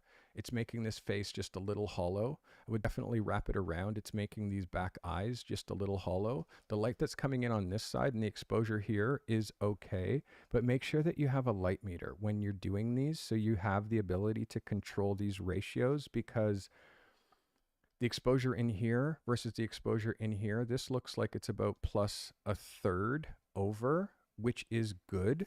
I just feel like the inner light is low. The magenta light is low, and magenta on skin, colored light on skin is so tricky. Jill Greenberg does it the best. Jill Greenberg does it the best. There it is. There's nobody who shoots color like Jill. So let me just give, like, this should be the inspiration. If you want like a photographer to look at Jill Greenberg. This is where, if you want to fuck with light and fuck with colored light, Jessica, look at Jill Greenberg. This will take you. And again, any style that you're trying to fuck around with, excuse my language, any style, I'm going to point to the photographer that started that style and does it better than anybody. The whole gelled light style was revolutionized by Jill Greenberg. Female photographer, born in Vancouver, lives in California. Jill Greenberg shoots more movie posters than, Michael Muller is the only one who shoots more. So if you want to screw with color, Jessica, this is who you look at. It's a fellow female photographer. This is Jill. This is a self-portrait. This is actually her. This will inspire you. And you look at how different colors and the colors she chooses to use on her skin. Look at these slivers of light. Understand, like, I've done studio sessions that you can see that are inspired by Jill Greenberg, but my style is so clean and classic. I can't lean that far into that look because it starts to look not like my photography. But you see Jill Greenberg, right? So if you're going to mess with gels and you're going to mess with that and you see where your work is, right? Know that there is a way for you to keep pushing if this is a style that you want to develop, and know that it can go this far. But know that this is just one of Jill's several different genres that she goes through. Like, this is the color genre. And then there's the silhouette genre, which is completely colorless. And this is a whole other style. You also see how defined and the rules, like, you want to see rules? Look at the rules that this photographer has. And she actually shows you which Jill, do you want this rule? Or do you want this rule? Or do you want this rule? So I can do it like this too. I mean, look at her work. Like, she shoots everything. And look how specialized she is. Look how disciplined she is. Do you see any products? You know what I mean? So, I mean, she's made photographs that you see every day. She makes photographs that you see every day. But are you making the effort to go and find out who shot that movie poster? Right? So I am. That's what I do. So this is Jill Greenberg. She's like Wiz Khalifa. Like, are you kidding me? This is a female photographer making $5 million a year making photographs. $5 million. Oh, how about her whole underwater series? Do you see the quality? Do you see the quality? Do you see the consistency? Do you see how much she, like, it's, come on. Female photographer, making, like, trust me, this, I mean, she's Canadian, which tells you she's lovable and kind, and look at how happy her subjects are. So, come on, Jill Greenberg. So, Jessica, for you, this is your inspiration. I want you now to look at Jill Greenberg. Look at how simple her compositions are. Look at how strong and powerful her work is. And again, watch my magazine rules video. Jill Greenberg is all the way through. Hey, double page. Guess what? Where's your subject? Dead center? No, she's offset. Why? Because Jill shoots for magazines. Do you know what I mean? The photographers like that are at the top of the top, every vertical picture is a cover. Every vertical is a cover. Every vertical is a cover. Every horizontal is a multi-page spread. Every vertical is a cover. This is an outlier where she does center composition, but look at all the covers she shoots because she shoots in the format for the cover. Do you see how this works together, folks? Do you see what I'm teaching you here? What comes first, the chicken or the egg? Every picture's a cover. Every one.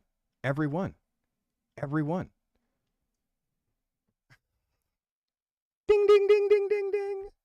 And then you look at my work and you look at my photos and my verticals, and it's just like, you know, Jill Greenberg. Look at her. All right. Next picture from Jessica. Last picture. This is good. And it's live, which upsets me. It's a great moment, Jessica. It's a great moment. And I can see that you're passionate about this too. This is amazing.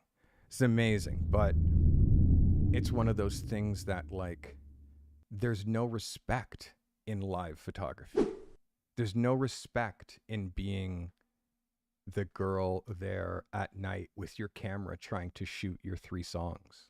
There's no respect there, you know? Because guess what? If you're not there, they're just calling someone else, and then they go and then they shoot it. You know, there's one photographer who shoots live in Canada, and he is the guy who shoots for Live Nation, for Ticketmaster. He shoots for everybody. His name's Richard Belland.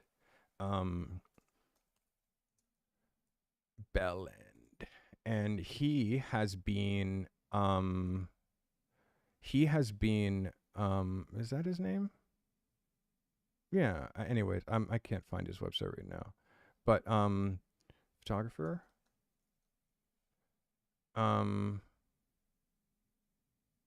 Yeah, this is it. So Richard, this is Bella. And again, you see also, this is also something that I want you to note. Do you see my recall Every photographer, oh, this, okay, you gels, okay, boom, Jill Greenberg, blah, blah, blah, cross-reference, boom, look at Jill Greenberg. Oh, live, let me think of the best live photographer in the country. Oh, okay, right, Richard Belland, boom. And now you're going to see somebody who is the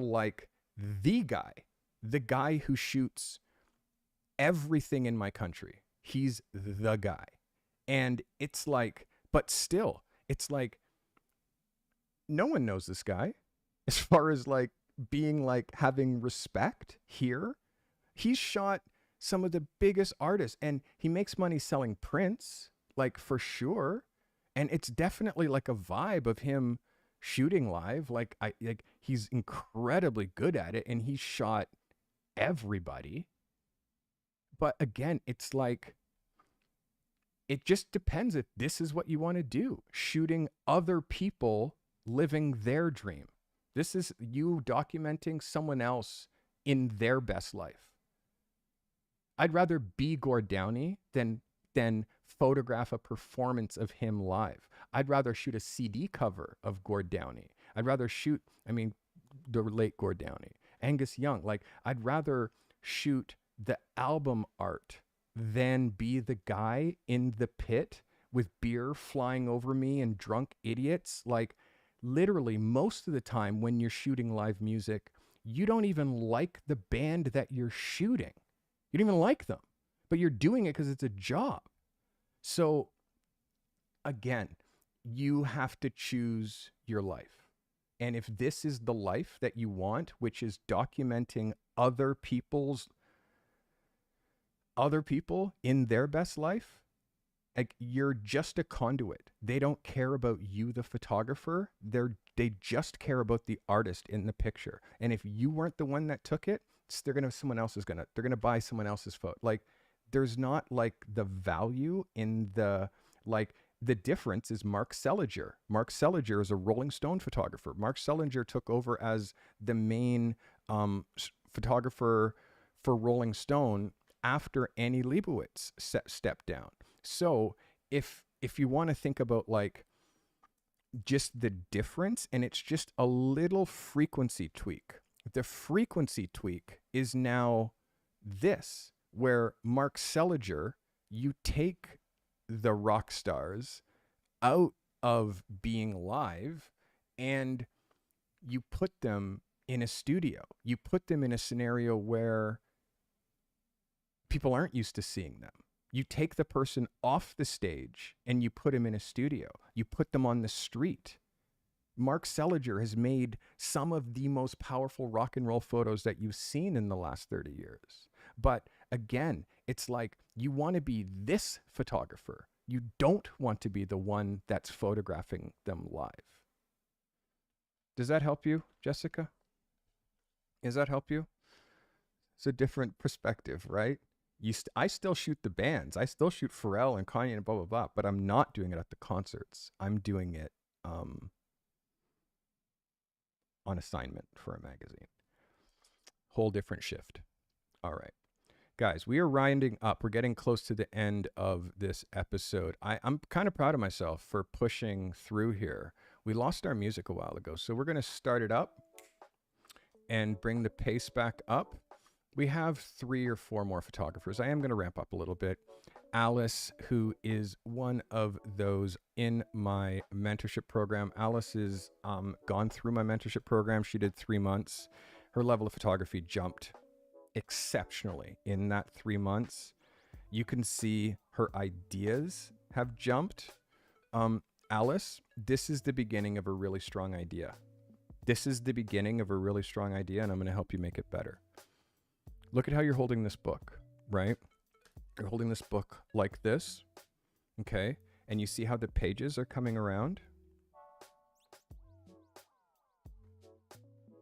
I got to find the right book.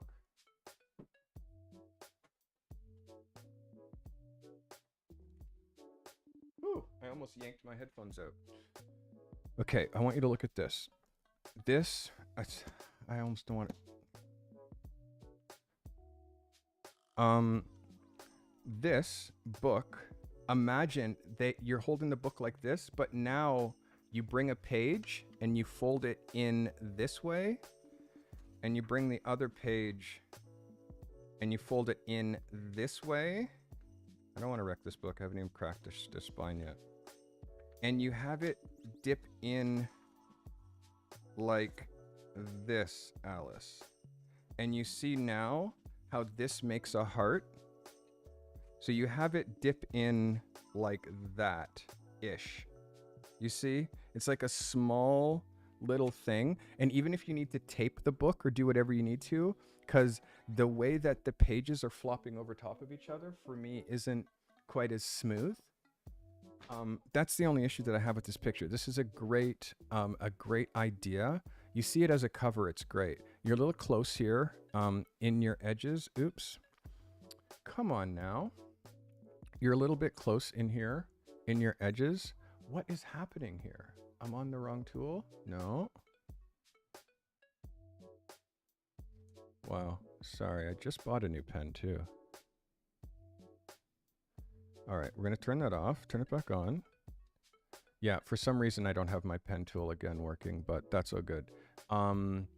There's definitely something there. The exposure, I feel like, is a little...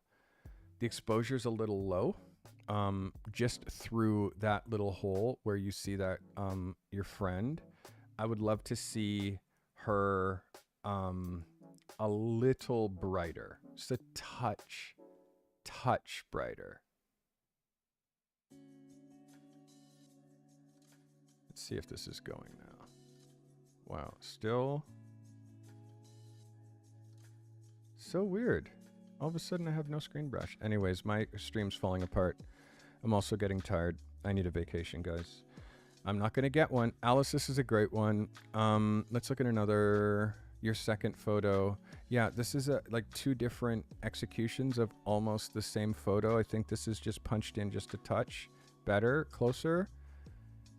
Very close, Alice, very close. I really just want to see you develop this a little bit more and see if there's a way for you to either punch in more and see more of the inside of the book, or pull back. What would be cool is if you did two exposures. If you did one exposure for the inside of the book and then one exposure for back there. And then you could actually change your focus. You could focus on the inside. So you see the words and then back there. Like essentially you could make this as a composite. It's kind of cool.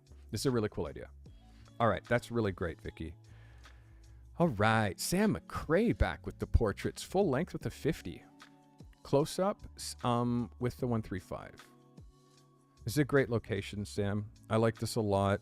Sam is someone who's actually assisted me in the past when he used to live in Toronto. Sam lives in BC, on the edge of BC and Alberta right now. This is a dope shot. I love the kitsch and the undone done. This is very much a style and I really like it.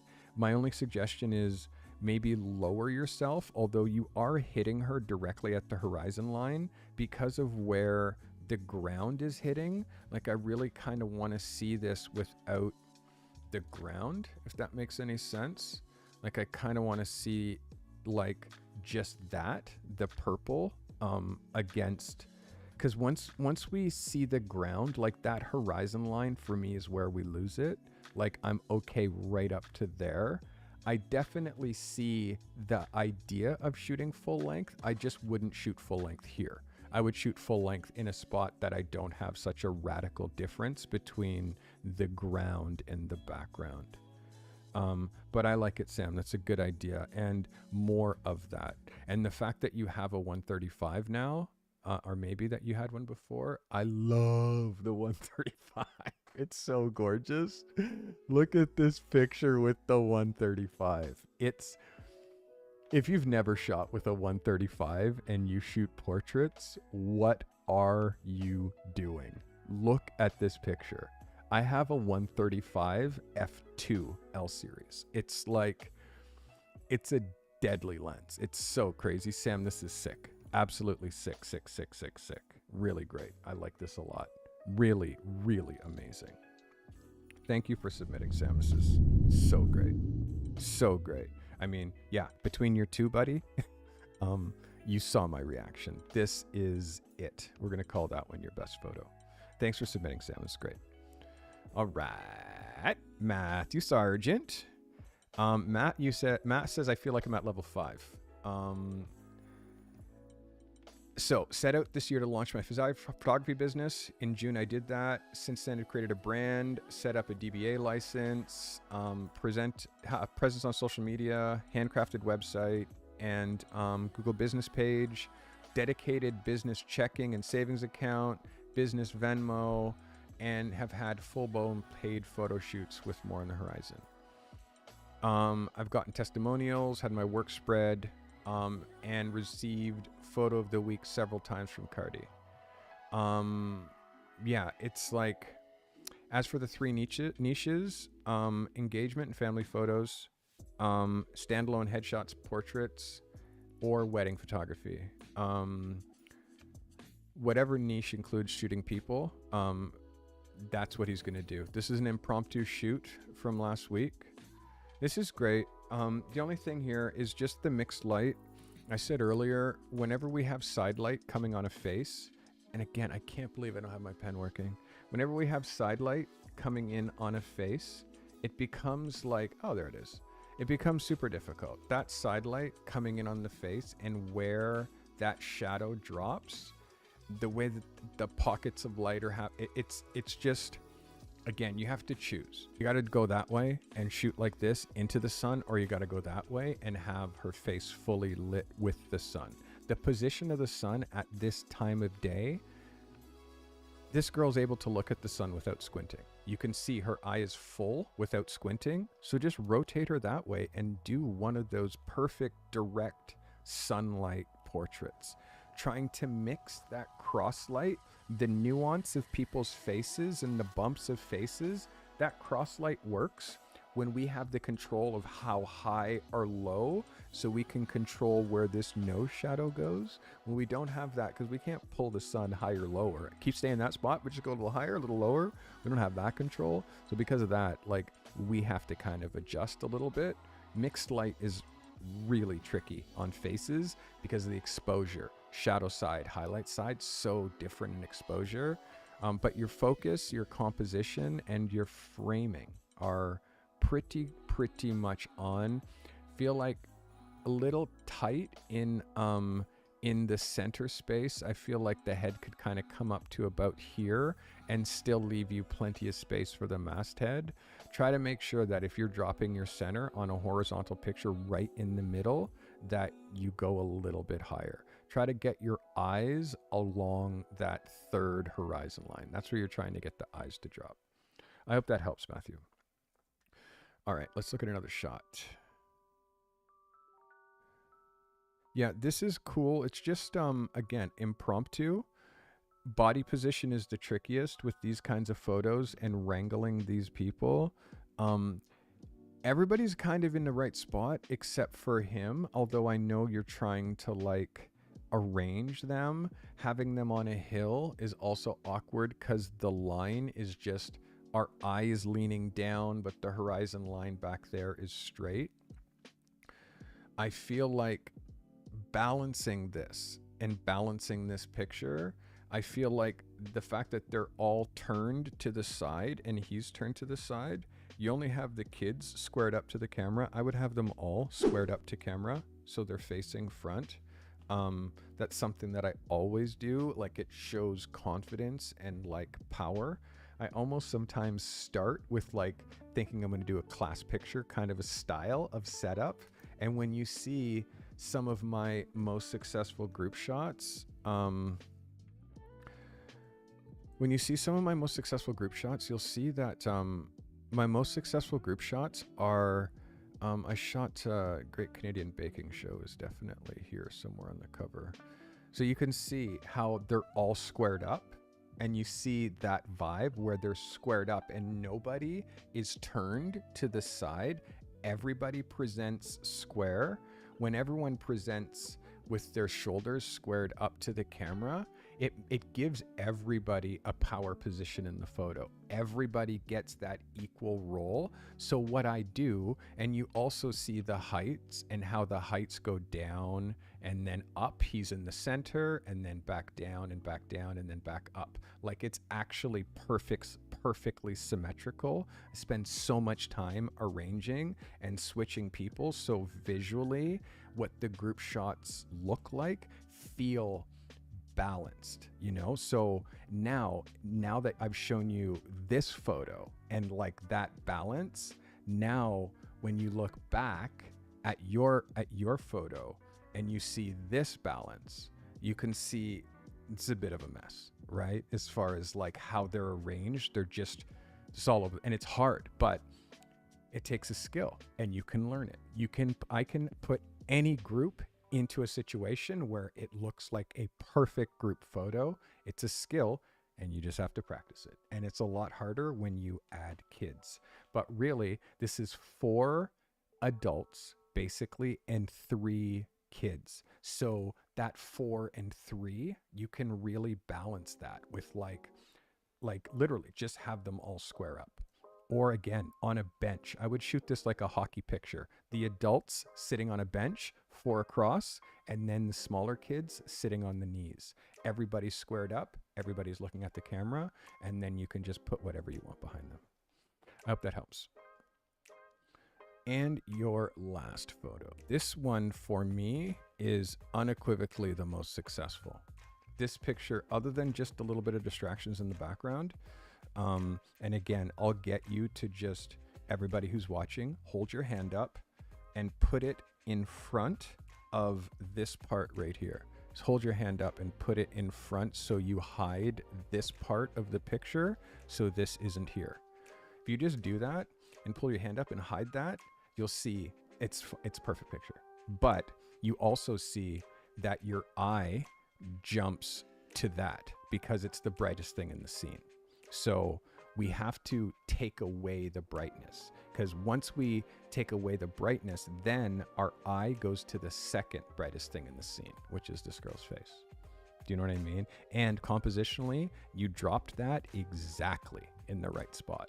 The leading line of this coming into the corner, you ducking her behind it, having some depth that you've created by putting elements behind her out of focus. Like, yes, this is your best picture from the set, but it's just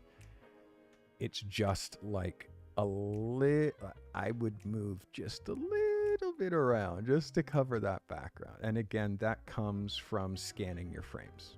The more you scan your frames and the more you shoot through, and also like do that as you look through the camera, roam this way, see what it feels like, roam this way, see what it feels like, move in, pull back, like, but again, your crop is perfect, Matthew. This is a perfect magazine crop, and it can also be an 8x10.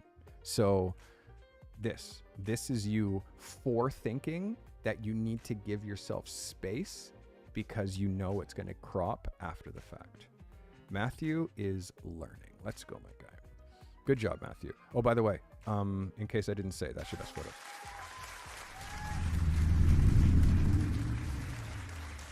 All right.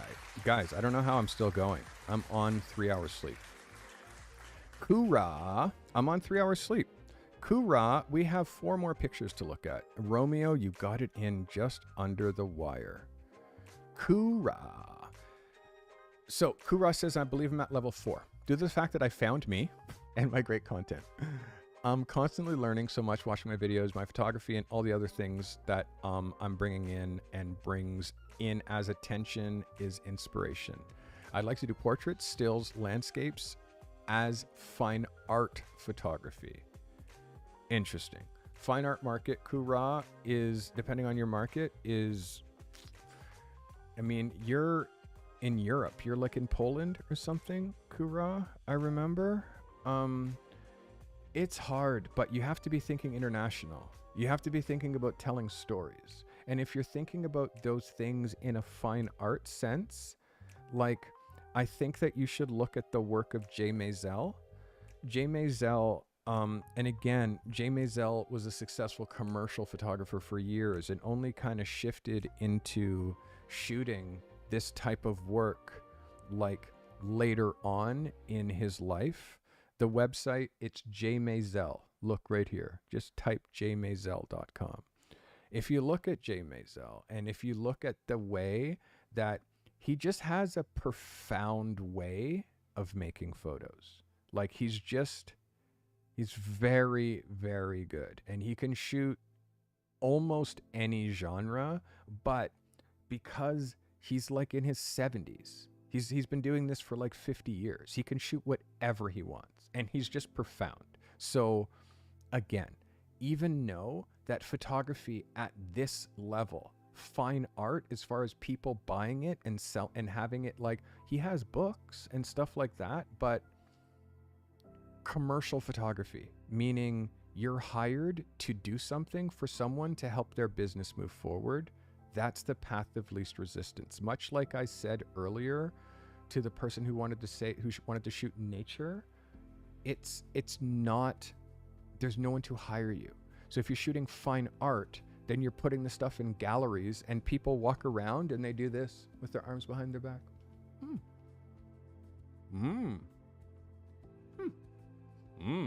And then they leave and you make no money. So it's like, it's art and commerce. It's art and commerce.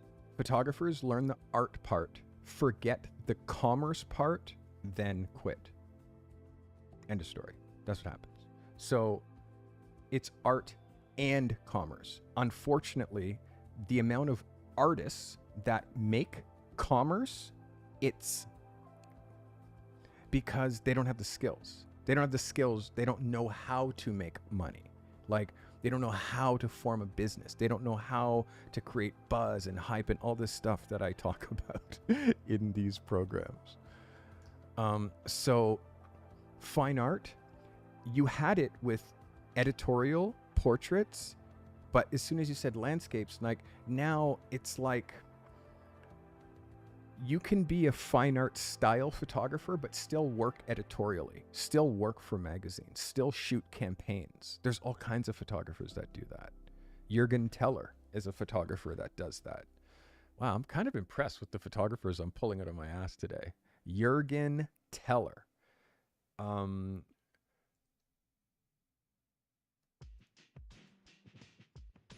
I have to look over my microphone. Jürgen Teller. This guy is incredible. Incredible. Incredible. Like, Jürgen Teller is and has been one of the most profound photographers that shoots these kinds of photos that you're talking about, like these kinds of like profound nothing photos. All the stuff for Marc Jacobs, all the stuff for Celine, like his pictures are like nothing pictures, but they're profound. Like, this is Jürgen Teller, and his magazine photos are insane. But again, this is a style specifically aimed to take the piss out of fashion. Like, his style is aimed to downplay the richest people, to make them seem like they're normal. You understand? His style downplays the richest people to make them look like they're normal people. Jürgen Teller. He's profound. This is Jürgen Teller. And understand, this photo that he did with on-camera flash, this is, no lie, $100,000 photo shoot. $100,000 he made for that picture. So, if you want to go that angle, Kura, Romania, got it. I can help you with that. If you want to go that way, Jürgen Teller. That's your gift. Look at Jürgen Teller. Think that angle. Don't say fine art, because that screams I want to be broke for the rest of my life. Say you want to be a fashion photographer. Say you want to be a fashion photographer, and then just do it in a portrait, editorial, fine art style. Does that make sense? Because fashion clients are the people who are going to hire you. Anyways, I'm just on a free flow these days, man. Like, I can't tell you, I feel more creative than I've ever been in my life. I'm smarter than I've ever been. I'm able to recall information better, faster than I've ever been, and I don't sleep. And by the way, I also didn't reveal, I only eat once a day. I don't know if you guys know that. Julie will tell you because Julie knows me. Warbucks will tell you because he's my assistant. I only eat once a day. And if I eat during the day, I eat one thing, and that is salted cashews. That is the only thing that I eat. And by the way, I haven't eaten today. I'm doing this entire thing since my first podcast at noon on calorie deficient. I've had 120 grams of cashews. That's it. Because I eat a measured amount of cashews every day. And then later, probably looking at the clock, the fact that it's 8:15, I'm still podcasting and not trying to deal with my evening. Because of that, I'll probably eat about 10. And then I'll be up until 5 in the morning again. That's me as I'm trying to upscale and level up my brain so I can have the capacity to maintain what I'm doing, so I can maintain bringing value to you. And every day I'm thinking of new ways to like rejig the way that I deliver information so it sticks more for you. It's all I'm doing. It's literally like my YouTube channel is all, because I'm going to have 100,000 followers, 100,000 subscribers on this channel before the end of next year. And again, that is out of my control. But what I'm doing in order to enable that and this education program, like telling you, these last 2 days have been amazing. This is great, Kura. I feel like it's a little top heavy. You heard me say earlier, you have to watch to make sure that you don't push your compositions too high in the top of the frame. Like you see this composition, it's really high. Like I want it to be lower. This picture, if we crop, we can only take from the bottom because you can't afford anything from the top. Again, it's a strong photo, but because of where these other lights fall behind this first one, there's not a lot of separation. You don't have a lot of separation between this light bulb and the rest. So again, because of that, I would say move this way to give yourself a little bit of a because you have to choose which one of the light bulbs is the most important. Obviously, it's the first one, the close one, but the way that the bokeh is going behind, to me, it's distracting. For me, it would almost be more powerful to just have a single light bulb, just one, because one light bulb on, that's now an idea. And now you're creating an image that is making someone think, oh, I got a good idea. You know what I mean? Rather than just shooting pretty lights. You always have to think about how can this picture be used? Who is this picture for? And where would it fit? This is very much a Carty composition. I like this a lot. This is strong, 100%. This is an 11 out of 10.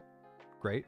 And strong discipline. But again, for me, it's outside your wheelhouse, Kura. Like these photos and these compositions, this is easy. You can do this with your eyes closed because you know why? You make pictures, but this is taking pictures. To a photographer who is trained in making pictures, taking pictures is so easy, right? A photographer who takes pictures only, making a photo, thinking of an idea and executing a photo, that's exactly what the idea is from a layout.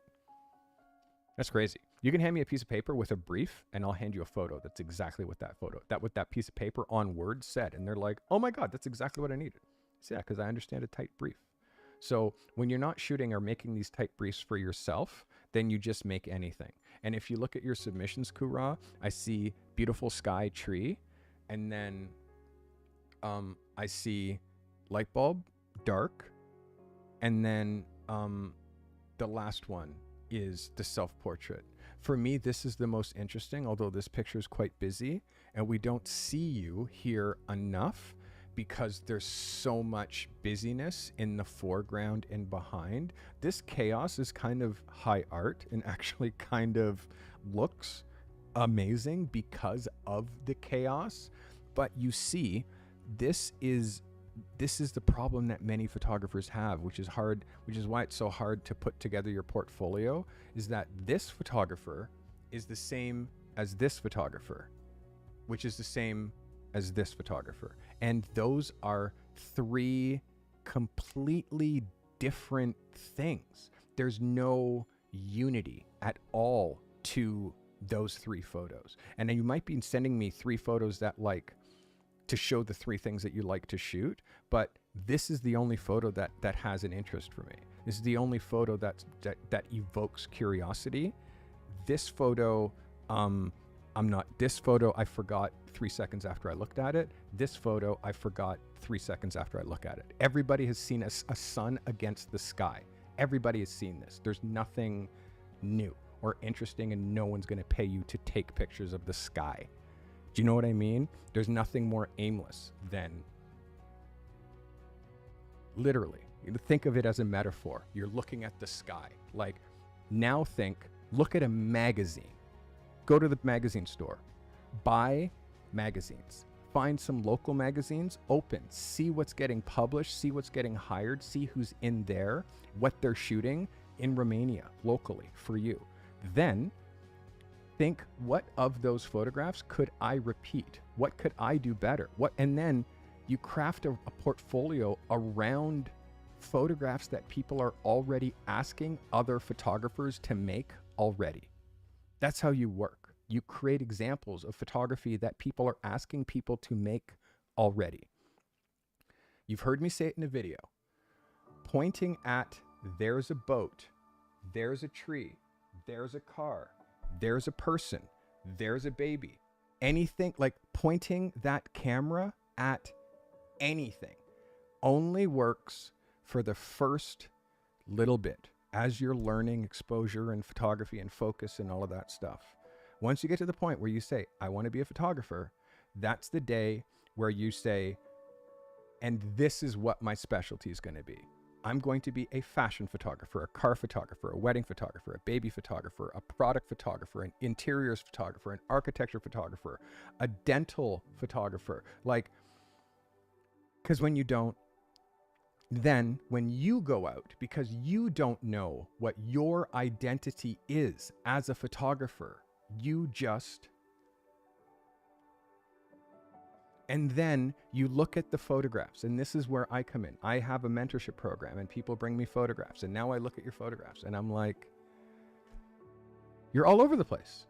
You're all like, and that's where it starts. Is like, it starts with the work. I showed you the segments that I go through to break people down. And it's like, once you start narrowing down, once you know what your niche is, all the work that you create is specifically for that niche. Again, I'll show you another one of my past assistants. And his name is Ro Agalawate. And Ro was a failing people photographer. He shot people, but, and again, I'm going to show you this photography and you guys are going to say, this is amazing.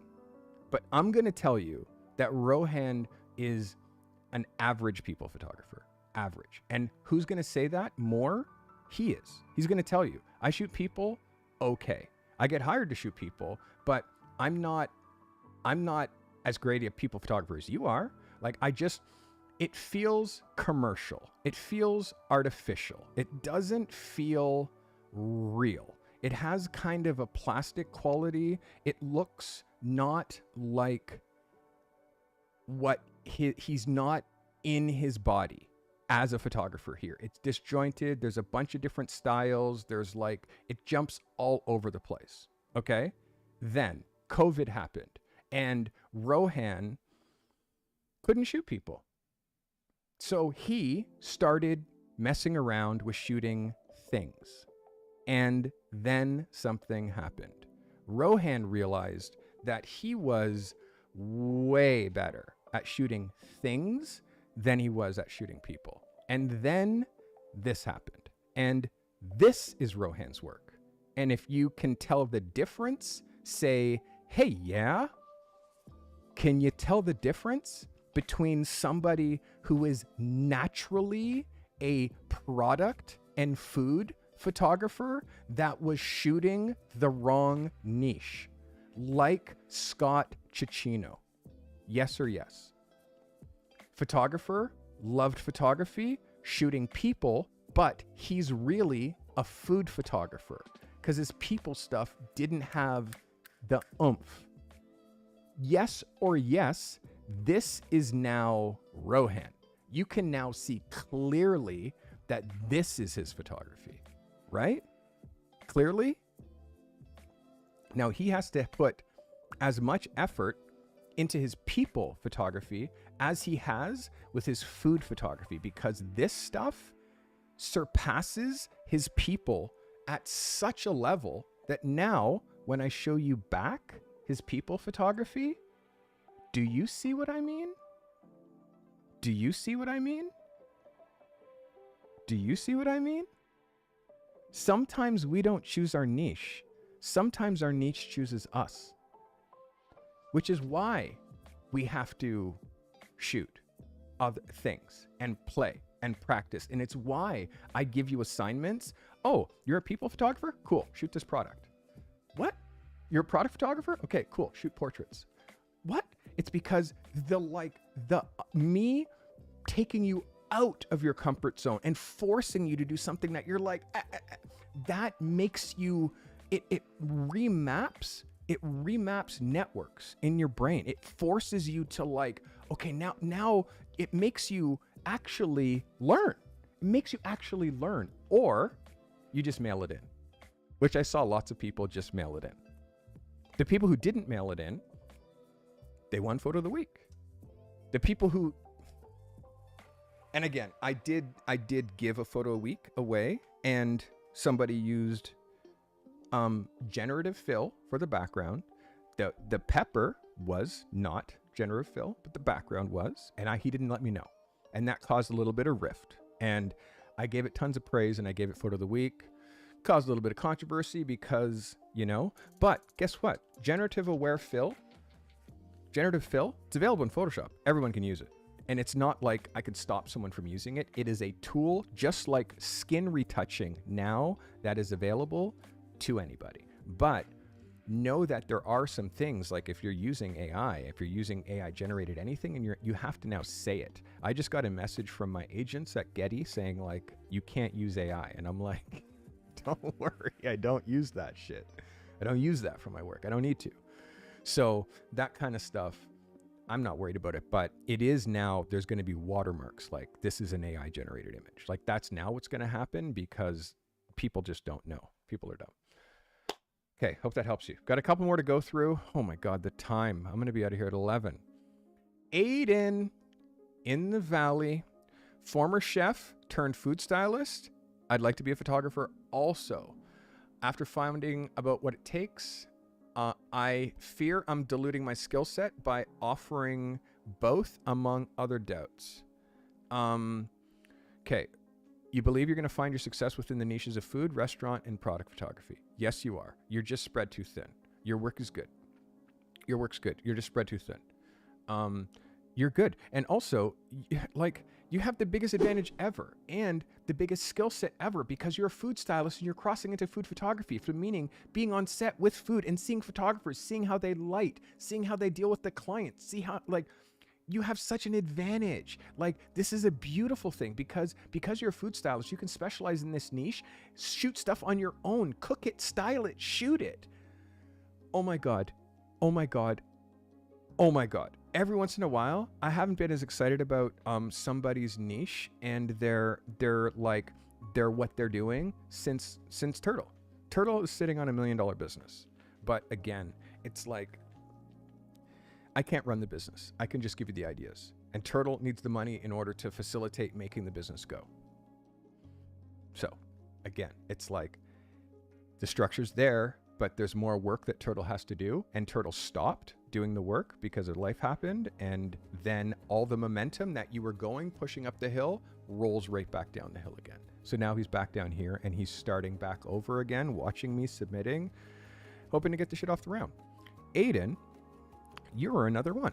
You're another one of those case studies that I am convinced that in 6 months, I could have you billing $5K a day. Easy. Easy, easy, easy, easy, easy. But also, Scott Cicchino is a food photographer. Scott is a food photographer. Scott has a mentorship program. Scott does. Tin House Studio.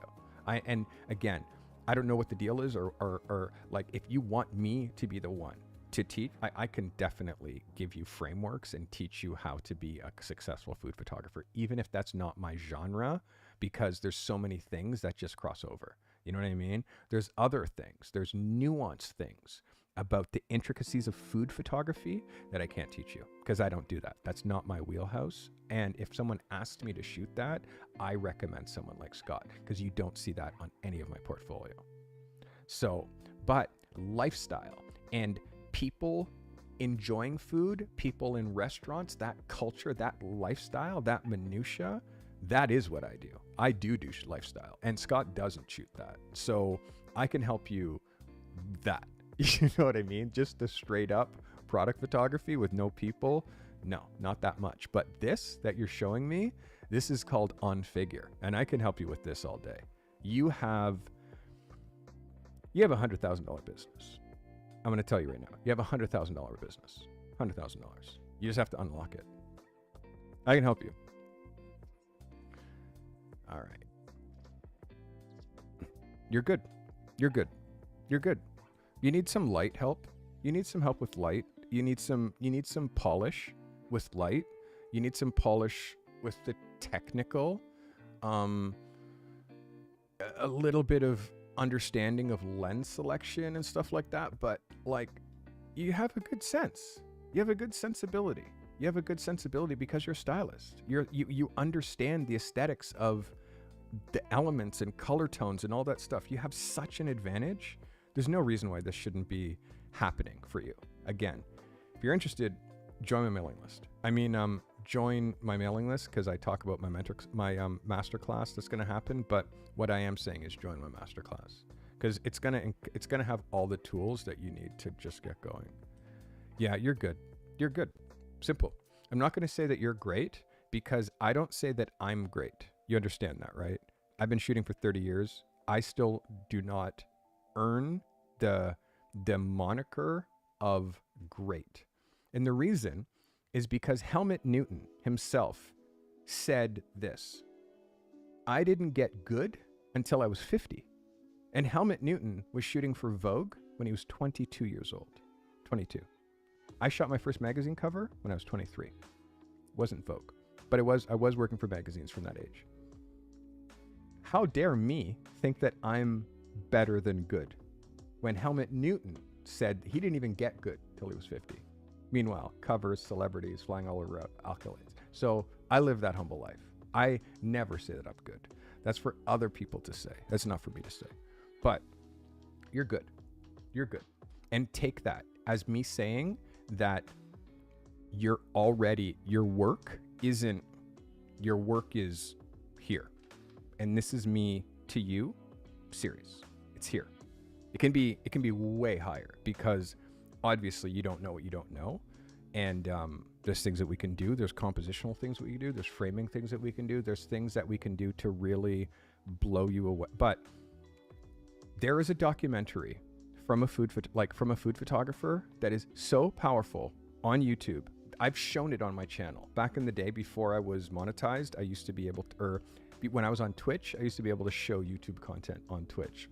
So I showed this. I used to show the best videos I find on YouTube that are help you with this and this and this and this. I used to show those videos on my show as part of my show. I can't do that anymore, obviously. But I'll find this video. And if you DM me, I will share with this video with you, Aiden. I promise you it'll change your life. This photographer, and you see, he's basically he's me as passion, as in like, he's young, handsome dude. I'm not young or handsome, but young, handsome guy, surfs with his brother. Like, he's got such a great story, and he loves food, and he started photography, and he merged food and photography, and he makes he shoots Michelin chef cookbooks. Like, he's taken it so far, and it's like this story. I have goosebumps just thinking about how you'll feel when you see this because you're a food photographer. So yeah, that's for you, Aiden. The work's great. Honestly, the work's great. Just keep submitting. Keep submitting. I'm going to keep tuning you, and I'm going to keep pointing out things. Again, I can't like, if you can join my mentorship program for one-on-one instruction, it's like shorten the distance in half. Like shorten the distance in half. Like literally. All right, Anna Banana. Couple of family photos from a few weeks ago. All right, let's go. And I like the tone. There's like a nice color balance, but again, you know when you're shooting those, like this is a distracted picture. Again, this is one of those photos that we call an outtake, where he's focused here, he's focused here, he's, you know, it's just this poor girl that's looking. Like literally even the mom isn't looking. So this is an outtake. This isn't a final. This isn't a photo. This isn't something that you share. This is a photo that you take getting ready to take your photos, to make sure that your exposure is right and all of that stuff. This is a little hot. I'm still watching your exposures. You have a tendency to run a little bit hot. This is a third over. This is also right on the edge. I'll call that 2/10 of a stop over. The baby here, perfect exposure. This kid even here, yeah, that's hot. He's kind of okay. And again, it's just the arrangement. It's just that, like, that flow between the people. It's not there because the focus isn't there. And it's literally like you're taking photos, but you're not there. They don't like, if you look at the mom, you're not even there. There's one person who's acknowledging you in this photo. I mean, it's kind of funny for that fact, but it's not a photo that you're using to sell you as a kid, baby, family photographer, because clearly you're showing me that you can't wrangle a group and have everyone focused on you. So this isn't selling you. You know what I mean? And again, those pictures, the outtakes, that's why when you shoot a group, for every person that you add to a group, I shoot 100 pictures for one person. If I'm shooting 2 people, and I'm now shooting 150. There's 3 people in the group, now I'm shooting 200 photos. 300. Like if there's 4 people, 5 people, like how much you have to shoot compounds because of how many are in the frame. You have to get everybody in the frame perfect, and that takes, you literally, like, I'll be like, hey, and people like, and they all look, and I'm like, just look at me right here. Thank you. Okay, go back to your talking. You know what I mean? I'll do anything to just break people's attention because, again, they hire you, but then they don't listen. You know? This is way closer. This is way closer. And a nice spot. It's way closer. Definitely. Again, it's about the square ups. Something that like this, it's like have her squared up like he is, but he needs to be like either sitting crisscross applesauce or sitting on his knees like in a yoga position. This kid he's great in his pose, although his hands are weird. You got to tell him to relax his hands. This girl is the cutest. This is great. She's cute. The mom's present. It's just her body language. Because she's sideways, it makes her look fat. Do you see the distance here? Like never shoot a woman who's wide from the side. Like they all, like, I don't know what's up with women have such skewed, like they're huge because they eat too much. So then they go like this to make us think like they're thinner in a photo. Really? Like if you square them up and shoot them this way, you're able to get the face at the right angle. Because when their body is this way and their face is this way, you see what happens in the neck when their head has to all, like it gets weird here. So square them up, have them put their chin on their, like this. And then if they're wide, you can tuck other people in front of them to hide their fatness. You know what I mean? Like this is the fat girl. And then you put another person in front of them like that to purely they're skinnier. You know what I mean? But yeah, when someone who has body issues turns sideways, undo it. Be like, no, you're beautiful. Turn to me. All right. And this picture right here.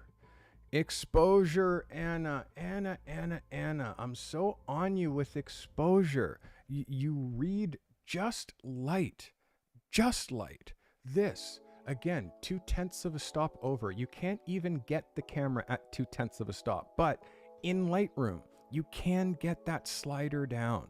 It's like the skin, if you look at the hand, The skin tone is there. That's the skin. That's the color right there. Now, if you look at the face, you can see that the face is just hot, just a bit. And again, how much is a bit? 2/10 of a stop. That's how much. It's 2/10 of a stop hot. And again, still compositionally perfect. 100% a cover. Great movement, great energy. The shot's in focus. It's just wherever you have the slider on exposure, make it lower. Wherever your brightness slider is, Anna, just like duck it a little bit, because you go light every time your pictures are hot. Every time. And again, you can see there's just, if you see, like, look at this skin and you see that skin, this skin is under. This is underexposed. Not by much, but it's under. But this skin, that's over. That's over. This skin on this kid, that's perfect. That's perfect exposure right there. So it's like being able to visually see perfect exposure. This is light. That kid's light. This one's closer, but this is where we get too hot. But again, the composition is there. It's really, really there.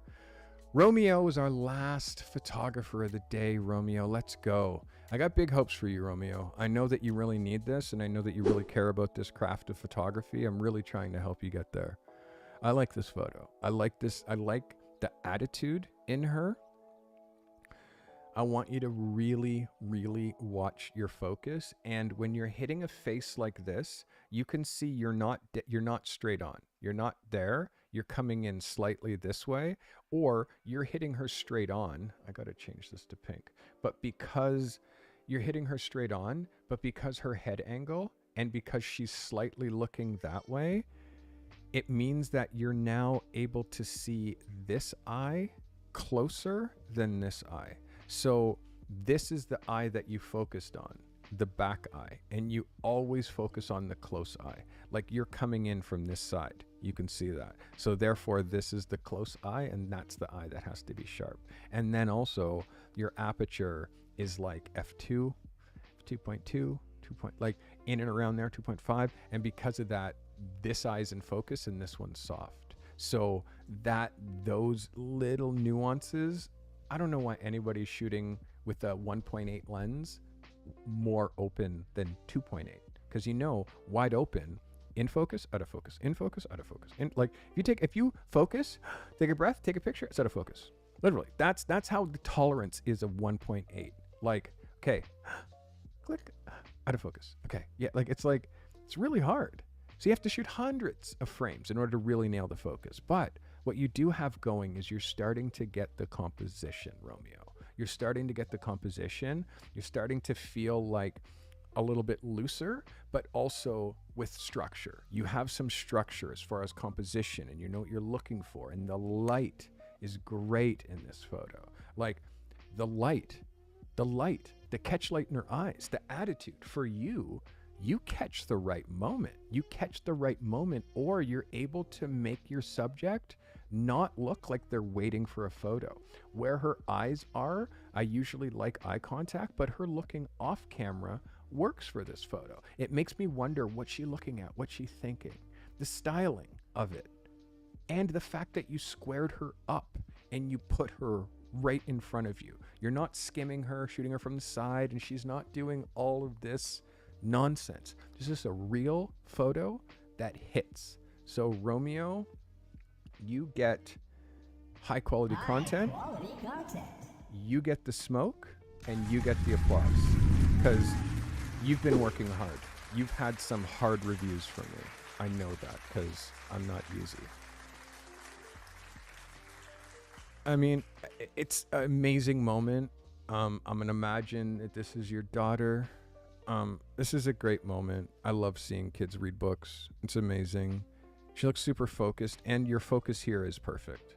You see, you focused, you grabbed your front eye here, which is perfect. The back eye just slightly going out of focus. This is really, really great. It's a little gray as far as the contrast. I want you to see how her skin just feels a bit gray, and you look at her black shirt and the shirt feels a bit gray, and her hands feel a bit gray, and then the whites up here feel a bit gray, and when you look at the overall photo, it kind of feels a bit gray. That's just contrast, and you'll learn how in processing to get better with finding that sweet spot with contrast, but it's something you can fix in post. It's something that you can learn about. Earlier on, one of the early pepper shots were too much contrast. They go the other direction where it's too much contrast, where it actually starts to look muddy because it's you're butchering the files because you're pushing the contrast too far. So again, Romeo, this is Romeo, you leveled up here. You leveled up here, and you even leveled up with this photo, which again is like a moment you saw, but you managed to get a really artful black and white photograph that shows leading line. It has me coming up here, then it has me going up here and following, and as I do that, I'm like, hey, there's a dog there, and hey, there's a dog there. And the steps, the fact that telling you this is so hard, man, but you see how you have their legs? That's all I was asking for with the first person who submitted somebody walking. You see how their legs, the way that the legs are in movement like that's lifestyle. And this, the way that she's on the step and pushing up, again, she looks like she's stepping 1 foot over each other, which makes her narrow, which makes her bum look good. Like, all of the things that I said in that earlier review, Romeo, you did that in this photo. And also, choosing black and white removes all the distractions, because I'm guaranteeing you, this chick has a yellow jacket and some colored leash, and that's a green thing. And like, so there's so many elements of color in here that are going to distract you. But in you shooting monochrome, I can just see the mystery in the composition.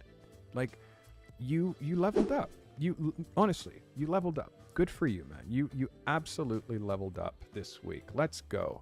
Guys, it is time for photo of the week. As we get to this incredibly long episode, it is time for photo of the week. And photo of the week, again, I haven't decided who that's going to be. So don't think that I'm just, but whenever I don't award photo of the week, I do award photo of the week. I just have forgotten because I'm so tired because these episodes have gone so long. But what I do is I put the photos of the week in the Discord to force you to join my Discord. By the way, make sure you join my Discord. But I am going to choose photos of the week because it's necessary, and it's a motivator, and it keeps you going, which I think is amazing. And I'm excited, actually, because the photos of the week this week are from some people who haven't won photos of the week before. And I'm not doing that because of like me feeling like I need to spread it around. Unfortunately, I don't care about spreading it around. I don't care. I want the people who try the hardest to get the praise. The people who mail it in are never going to get praise. It's just not going to happen. Photos of the week. You know, I want to give you that photo of the week, but I feel like it's going to give the wrong message. Jesus, now. You see, this is so hard. This is why I do it after the fact.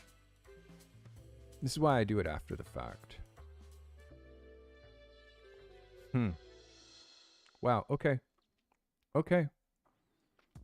Okay, almost there. Okay, here we go. We have, let me just see if I'm eliminating any. I don't think so.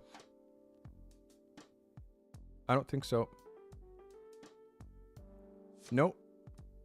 Okay, so, ladies and gentlemen, in no particular order, here are your photos of the week. Photo of the week number 1 goes to G is him with this photo right here. Your first photo of the week, G. Congratulations. This has set a new bar. Stop fucking around. This is the real deal. This is a real picture. It shows me that you have it in you. It shows me that you have the talent to actually do this. This is your bar. Now, if photographs you submit are not at this level, because this is your 11 out of 10. If photos aren't at this level, I will let you know. But this is your bar. Congratulations on your first photo of the week. Let's go. G is in. Our next photo of the week is, again, this photographer, this guy. This is deserved. And it's a brilliant photo. It's deserved. Our next photo of the week, ladies and gentlemen, our next photo of the week goes to, this is Puppet Master right here. Photo of the week. Absolutely, unequivocally a photo of the week, Puppet. Congratulations. Photo of the week. It's an amazing photo, Puppet. Very difficult capture to make. I understand it's been a difficult week, but I think you getting this photo of the week is a nice, it's a nice prize after a strange day. All right, next photo of the week. That is 2.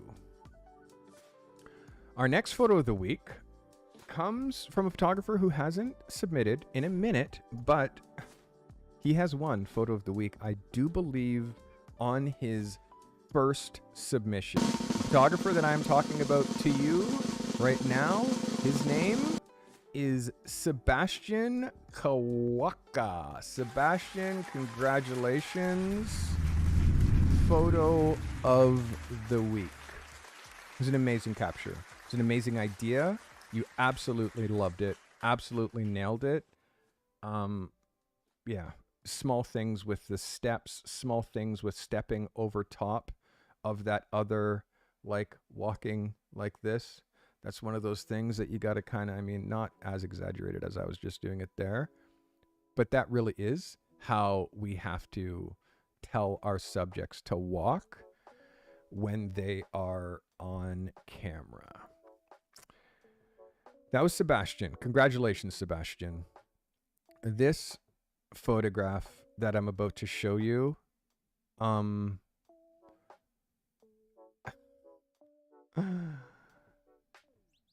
this photograph that I'm about to show you stopped me dead in my tracks. I've never had such a, I mean, I have some crazy viewers, and the photography they submit is mental. Wait till you meet Devanshu. 19. He's a 22-year-old prodigy, Indian photographer, lives in Australia. He's back in India. I'm going to start making some episodes earlier, because when Devanshu can start submitting, your mind will be blown. Welcome. He's nuts. Otto, welcome. Thanks for becoming a subscriber. Appreciate you. This photo right here, this picture, and I shit on this photographer the first thing I saw, but this made up for it instantly. Guys, your next photo of the week, I think the first photo of the week win for this shooter, they call it Exploras. Let's go. Exploras with photo of the week. Let's go. This picture stopped me in my tracks. 100% photo of the week. Like, right after my rant, this is the thing that I saw. And again, if you had have not included this picture at all, if you had have not included this picture and just gave me these two, my perception of you would be totally different. You understand? It's about being an editor and knowing the difference between these 3 photos, you know? So you'll learn that. It's all part of the process. But congratulations on your first photo of the week. Amazing. Our next photo of the week, I'm kind of pissed off, to be honest, because I don't want this to be this photographer's genre. And it's so good, and it's so like heartfelt, and this photographer shoots this stuff so well. Our next photo of the week, guys. Our next photo of the week goes to the one they call Anna. Photo of the week for this live photo that I don't even want Anna to shoot live ever, but she shoots dance so incredible, and she shoots live so incredible. She caught the most heartfelt moment. This is excellent. This is so excellent. It's composed perfectly. It's a perfect cover. But still, I never want you to shoot this shit. You're so much better. You can do so much better than shooting live. Imagine. I've seen you. I know you, Anna. You're in my mentorship program. You've had 2 classes.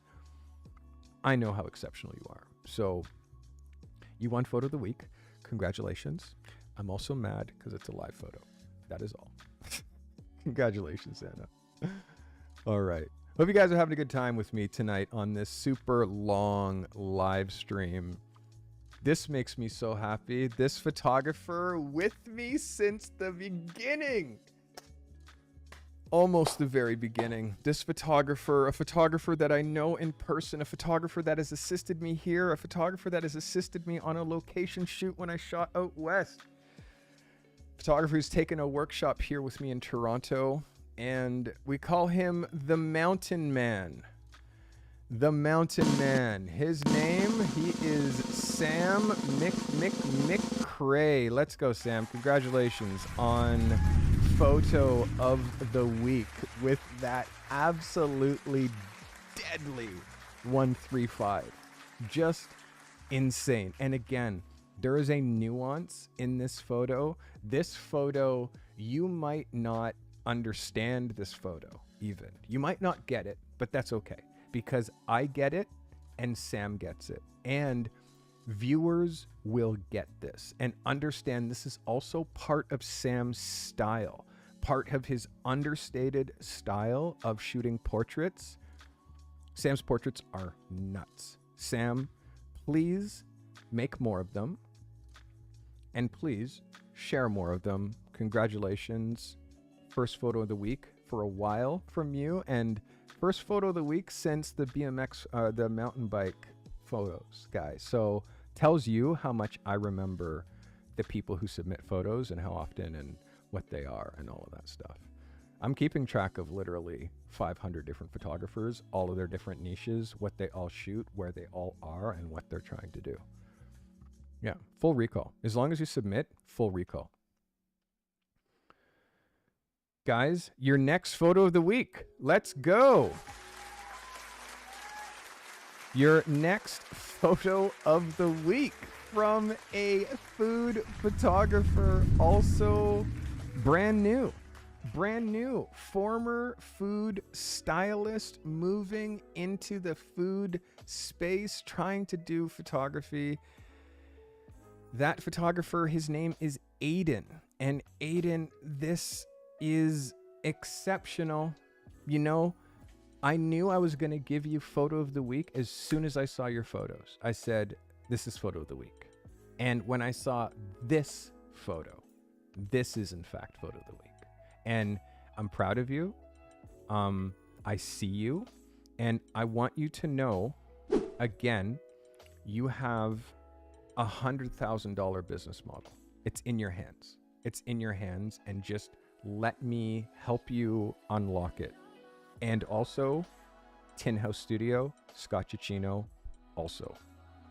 So, and also, he said that this is a shot from 2 weeks ago. So it's also super fresh. Just shot it, not sending me stuff from 5 years ago when he thought about one time maybe he'd be a food photographer. No, this is something he shot to submit, to get my eyes on it, so he could learn what he's doing, so he can progress faster. That's smart. Let's go, Aiden. And I'm on the wrong camera. I can't let you guys in on the fifth wall. I revealed Aiden. And our last photo of the week. Very happy with this photographer. Our last photo of the week, photographer, never won photo of the week. So proud, so proud, so proud of the hustle and the work that this photographer has put in to get to this level. And I'm telling you, I am not easy when I've looked at this guy's photos, and the fact that he takes it and improves. He's a God-fearing man. He sends me DMs. He sends me positive, God-fearing positivity all the time. This photographer, I love you. Thank you. This is Romeo. His first photo of the week. Congratulations, Romeo. You deserve it. This is absolutely amazing. Absolutely amazing. And again, Romeo, you worked towards this. You worked towards this for, what, 2 months? You've been working towards this and you got there. But again, you see, like, you know I can't just give it to you, right? You know no one just gets photo of the week. No one just gets photo of the week. You don't just get that. You earn that because you worked for not even photo of the week. You did it for you.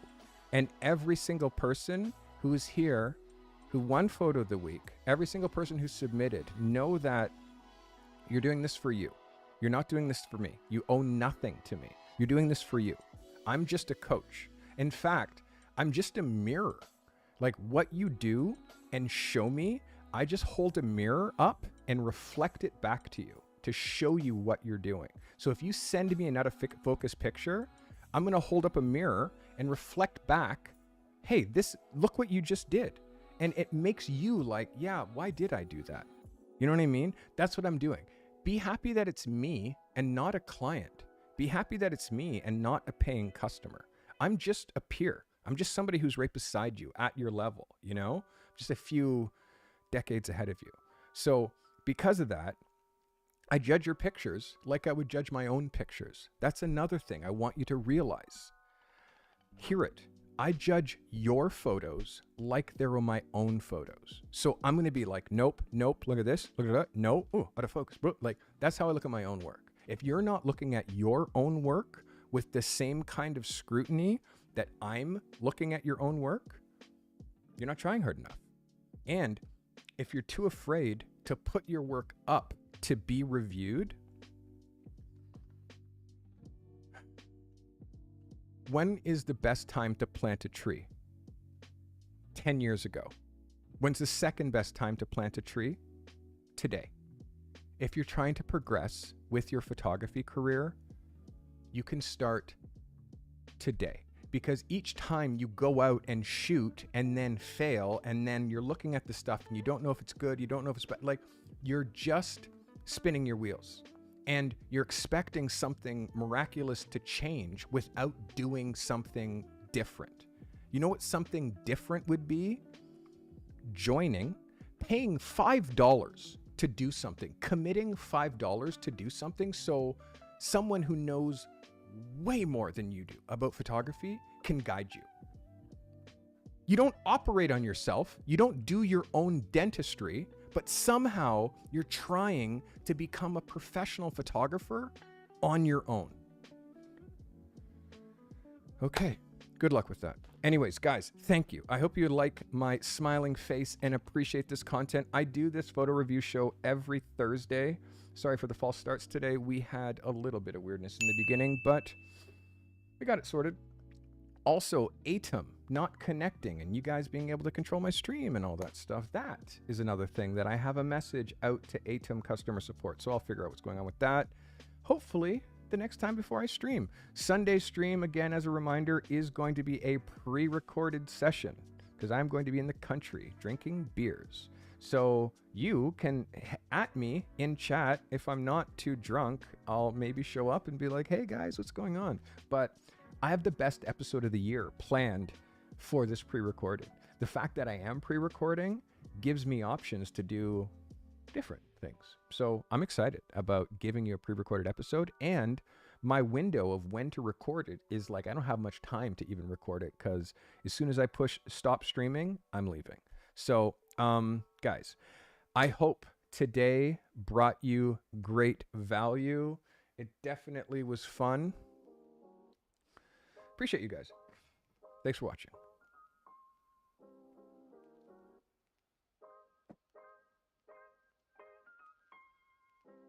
If you became a member recently, you'll see some love going across the top of the screen. Love in the form of your name. If you subscribed recently, you'll see your name going across the bottom of the screen. Subscribers, I need them. I need people to discover my content. I want to help as many people as possible. Again, many people who come in start as skeptics. They start as skeptics. They see this black guy talking photography. They don't know what I know. But then the real smart ones hang around and they listen to these lectures, these things that I have to say, and they start those careers. I love you guys so very much. Action happening right now in the Discord. Make sure you're there.